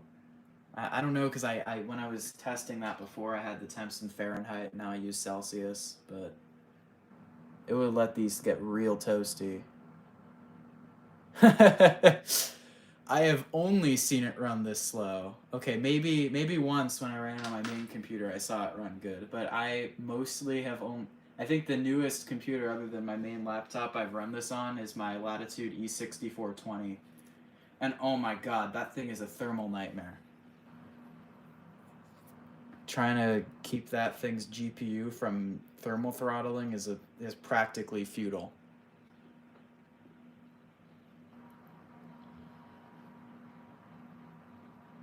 Well, we have temps in the 50s now. They aren't reaching as high. I forget if it was at 58 max or if it was at 68. I think it was hitting 68. But it seems we're bottoming out at 53. So we did get a pretty good performance improvement, cooling wise, from doing that, which is nice. I won't let this run forever, this poor thing. CPU's keeping cool. All looking good. And it's going to try to do that update again. Yeah, it's weird. It normally blocks the links, but I should be able to see them. But if you sent one, I don't see it here. It doesn't show up even for me. So I don't know. Are you trying to link the display guide? Because I can pull that up too. Let's just first, before we do anything else, I'm going to do the whole drain the power thing while holding the power button. I don't know how pseudoscience that is, but how scientific that actually is, but meh, can't hurt. Alright, so let's get the proper LCD in again. Yeah, I can pull up the display guide. I have it open and I have the laptop, the motherboard guide open in another tab. Wouldn't be too hard to get the display one up. Let's just make sure this really is a bad screen, because, man, that's so weird. I just had it on, and especially if this actually is an LED backlit display, which I didn't think it was, but I guess it is. That's so weird. You don't normally just see them fail like that.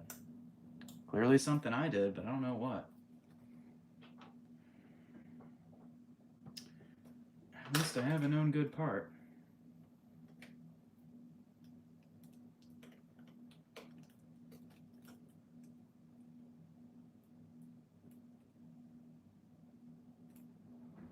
Okay.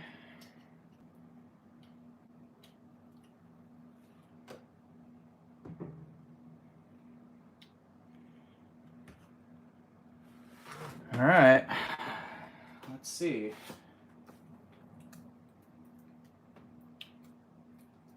I don't want to take this screen apart, so I'm hoping this just works.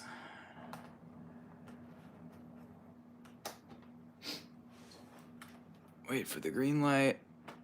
We got it. Come on. Did it not turn on?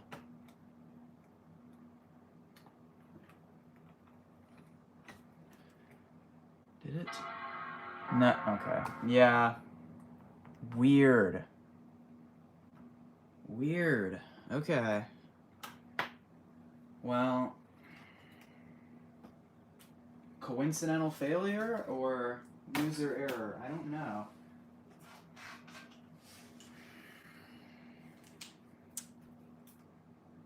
I mean, the next question is just how on earth? I don't see any screws here on this screen. I mean, I think we should go and get this one, the bad one, apart first, since it's bad. I mean the one that has really bad hinges. I can't escape hinge failure, man. No matter what I do. Get a metal laptop. Still manage to get the one metal laptop that has hinge failures. Except a lot of them actually do. Okay. I don't know if I'm gonna get. I might end stream at some point soon, just because I'm getting a little tired. But I'm at least gonna take a look at how to get to the LED driver board. Okay, so everything to get the display off, I'm assuming. So I'm gonna skip to when I just have the screen. Okay, so it wants me to remove the two screws here. Now, the obvious thing I'm seeing there is that that whole part's detached, but it's still holding on with something, so I'm gonna remove them.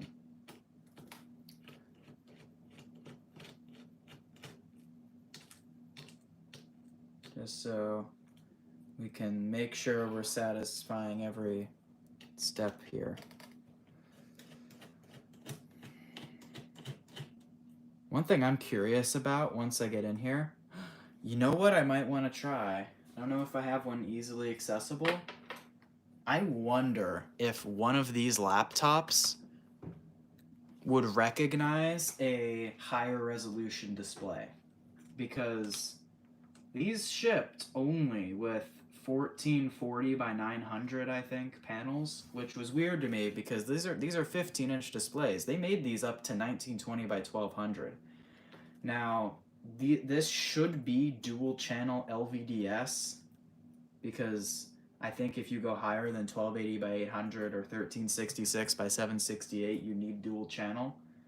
In theory, the display protocol should be able to be a drop-in replacement for a 1680 by 1050 or a 1920 by 1200 panel. In theory. I don't know if anyone's ever tried that mod, or if Apple's firmware would lock that out, but that's something that interests me. Oh, goody. It's Clip City. It is Clip City. It's just all clipped together.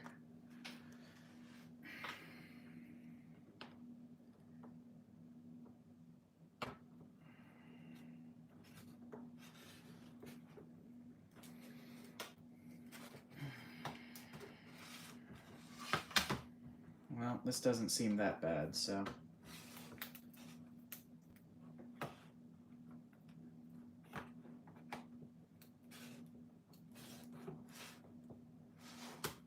Now, back to what I was saying about a potential display upgrade or mod.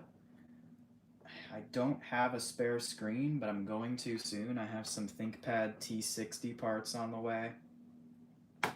T61 15-inch widescreen. So if these are also 15.4 inch, which I don't know if they are,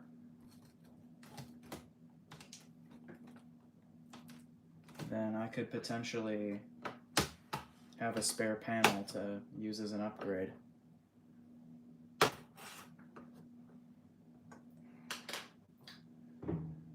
I need my metal spudger. I don't know where I put it.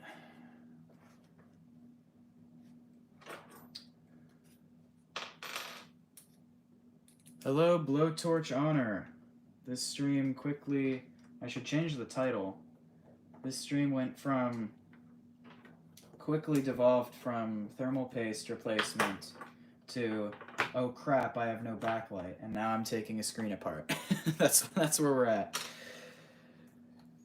So, that's what's up.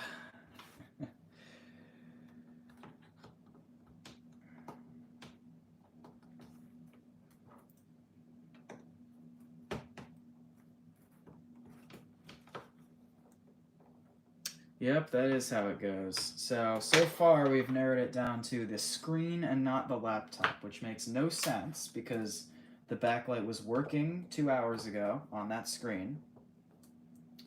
And then I took the laptop apart, didn't take the screen apart, and now we have no backlight off one of the screens. But my really bad busted hinge screen, we have backlight. So that's a mystery. Finally got this clip done. So now I'm taking apart the screen with a backlight, and I'm gonna have to swap the LED driver board probably.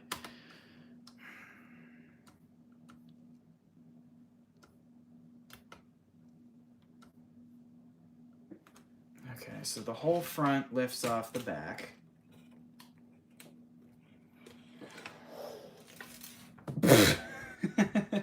Oh, they spot welded hinge mounts in. That's lovely.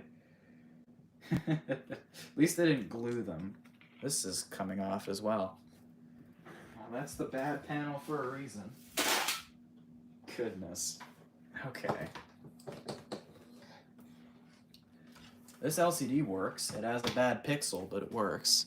So that's a useful part as a spare.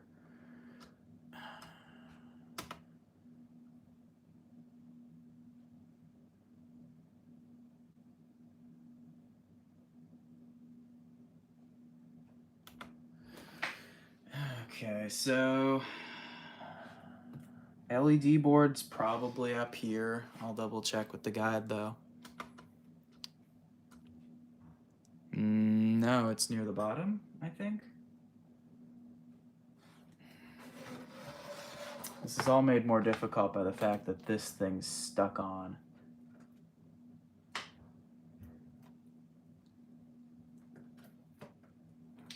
Huh.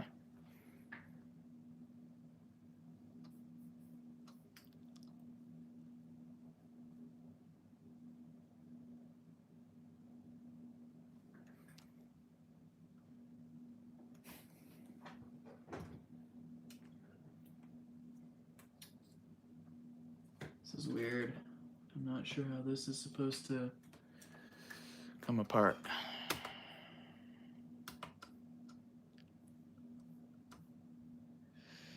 Well, it says I should be able to just lift this out, so.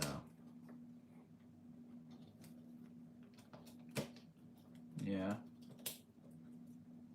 There's our LED board, I guess.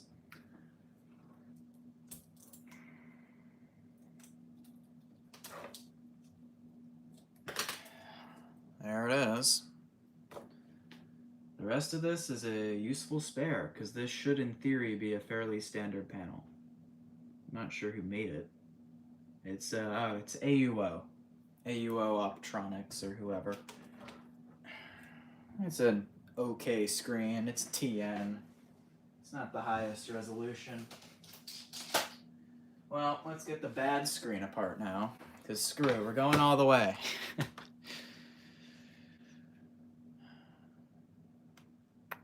Okay.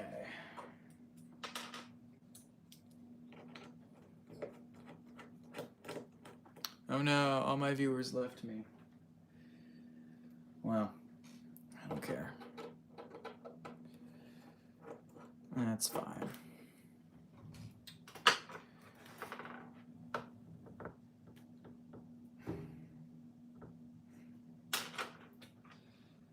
I might have to actually get this one started with the screwdriver. Oh, no. It says 0 viewers, but Blowtorch is still here. Fujitsu Life N series. What are the specs on that? What processor is it? How old is that? My preferred distro is Kubuntu. I just use that on everything, but I know there's a lot of options. Lifebook, yeah. The Lifebooks are somewhat hard to find in the US. I think they mostly made those, sold those to Europe and other places. Some of them are from certain time periods, but not always. Oh, you're still here? It's weird. I think my viewer thing is inaccurate. It said 0 viewers, and then Blowtorch sent a message in chat when it said that.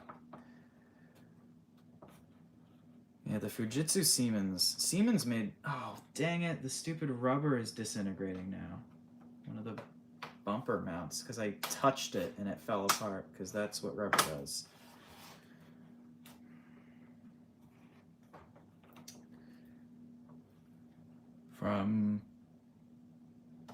I can't, unfortunately, read this. From Fry's, I think. That's weird. Fry's had their own brand of laptops called Great Quality. I still think that's hilarious. It sounds like a Walmart brand, like you'd find on like anything other than a laptop. Like, who wants to carry, you at least give it some sort of cool name. Like, who wants to say, yeah, I bought a great quality laptop? It also makes it really hard to like find any info about them, because You just look up info and you get a bunch of people advertising about the great quality of their laptops instead of the great quality laptop. It's stupid. I found the website for them. They are all ECS laptops. Like my Winbook X4 Median.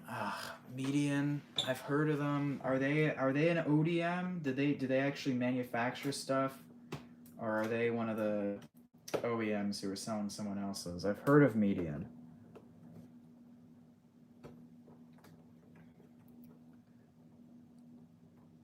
High grade. Even high grade sounds better than great quality. Yeah, someone on the VCF forums had a great quality model 558, which is just an ECS 558. The quality isn't even that great on them. I mean, they're decent. I have a Winbook.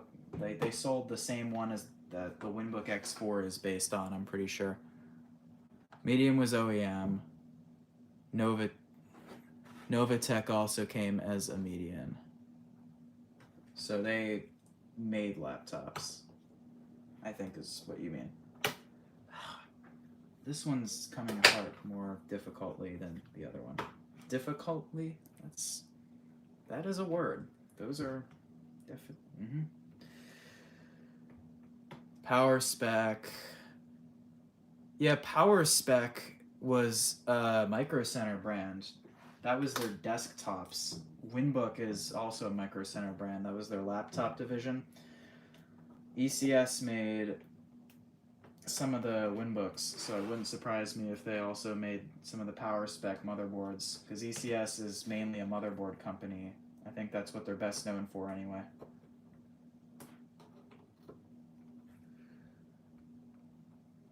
Yeah, I think Power Spec's still around. Winbook is to a degree as well. They put the brand on some Windows 8 tablets I'm sure they didn't actually make back in the mid 2010s.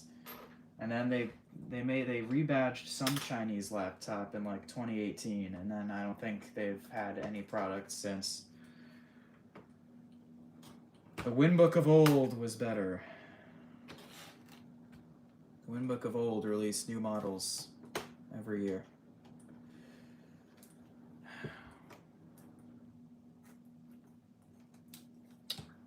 This really doesn't want to come apart. Come on.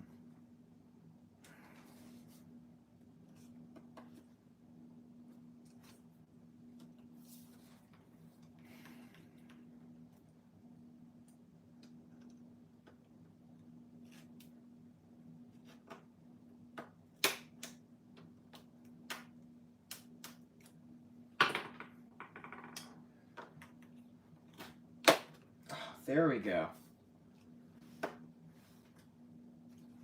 Nearly got it out now.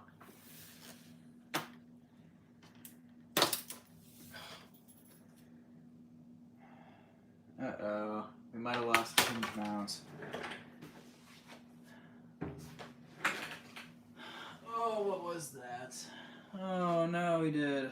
We lost one of these hinge mounts. This side. They're like spot welded in. I'm gonna have to glue that.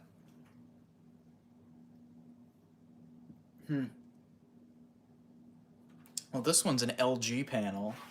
The first one was AUO.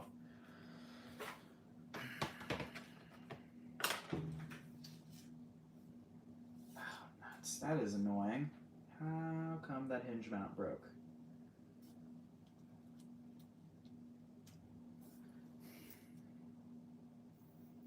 The proper way to reaffix that would be to spot weld it, or I could get away with JB Weld. I might just use some super glue though for now.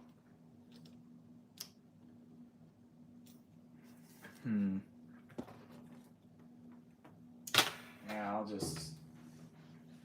I don't know how load bearing that is the thing.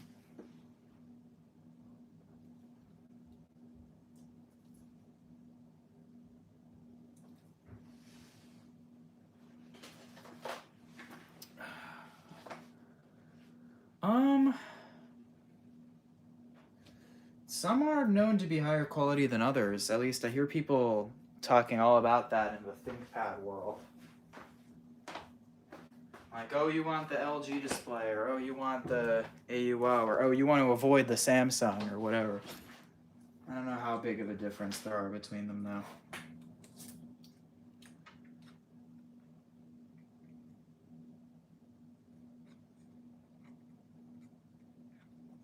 Well, let's...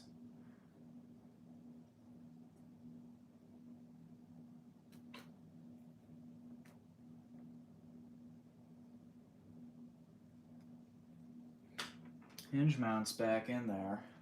I'll have to let that super glue set. So what I'm probably going to have to do here, because I need to wait for that super glue, is just do a quick spot test here with the other LED board, our known good, and then end stream and finish reassembling after, because I've been live a while. Okay.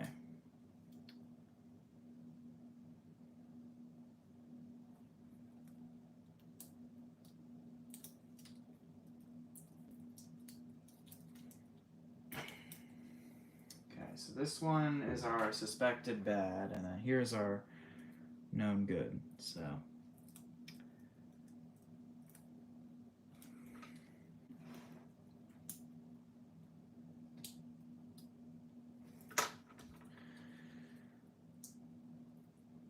I know I'd prefer, so on the panels, the AUO might have looked slightly better, perhaps, but that one has a dead pixel right in the middle of the screen, so it's not a huge bother having it there, but I'd still prefer to not have it there, so I'm gonna just stick with this LG screen. I've usually been satisfied with the quality of LG's displays, though. I picked LG panels for my ThinkPad T430 project, IPS upgrade. And it looks great, but that one's IPS.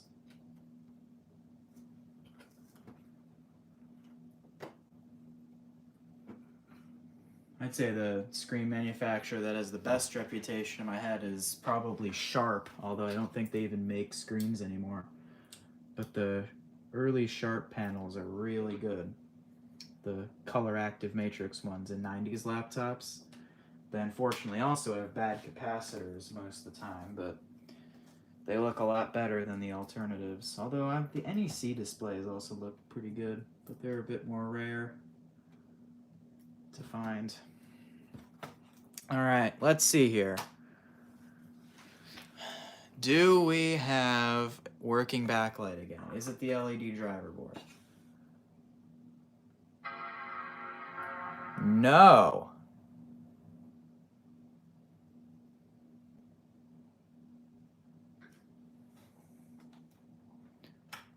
Sharp got bought by Foxconn? Really? Well, it wasn't the LED board, so I guess the next question, I guess maybe it's the screen.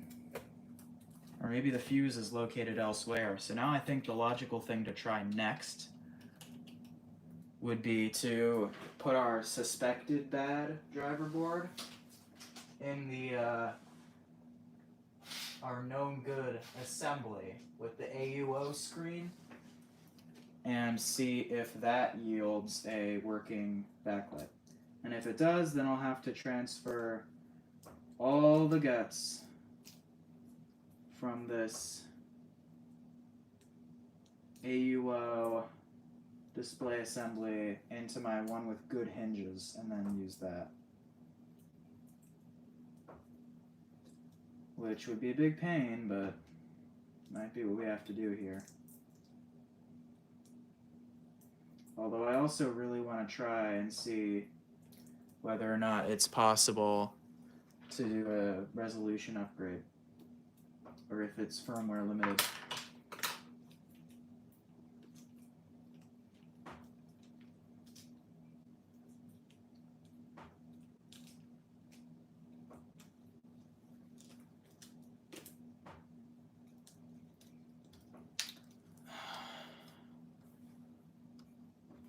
Yeah, maybe it's the LCD, or it could be something else in the chain. Like it could be one of the cables.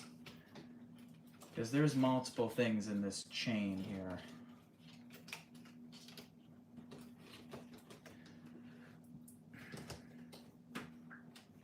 I just don't want to have to go out and buy a whole nother display assembly. That would be the second one I have to buy for this thing.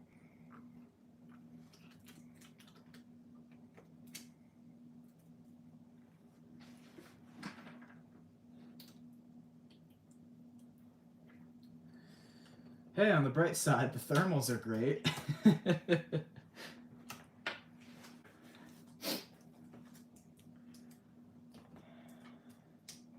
I mean, we might not be able to see anything, but man, we get great temps. All right, AUO screen, LG's LED board. Yeah, huh. So it's something else in the chain of command. So I think what I'm gonna do is more troubleshooting at a later date, because it's time for me to probably eat dinner soon, and I've been live for over 2 hours, so I'm gonna wrap up here.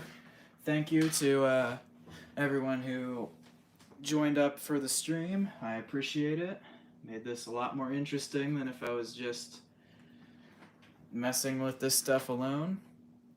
And I'll see you all later. Hope you enjoyed the new video today. I'll have some more stuff coming out soon. Goodbye.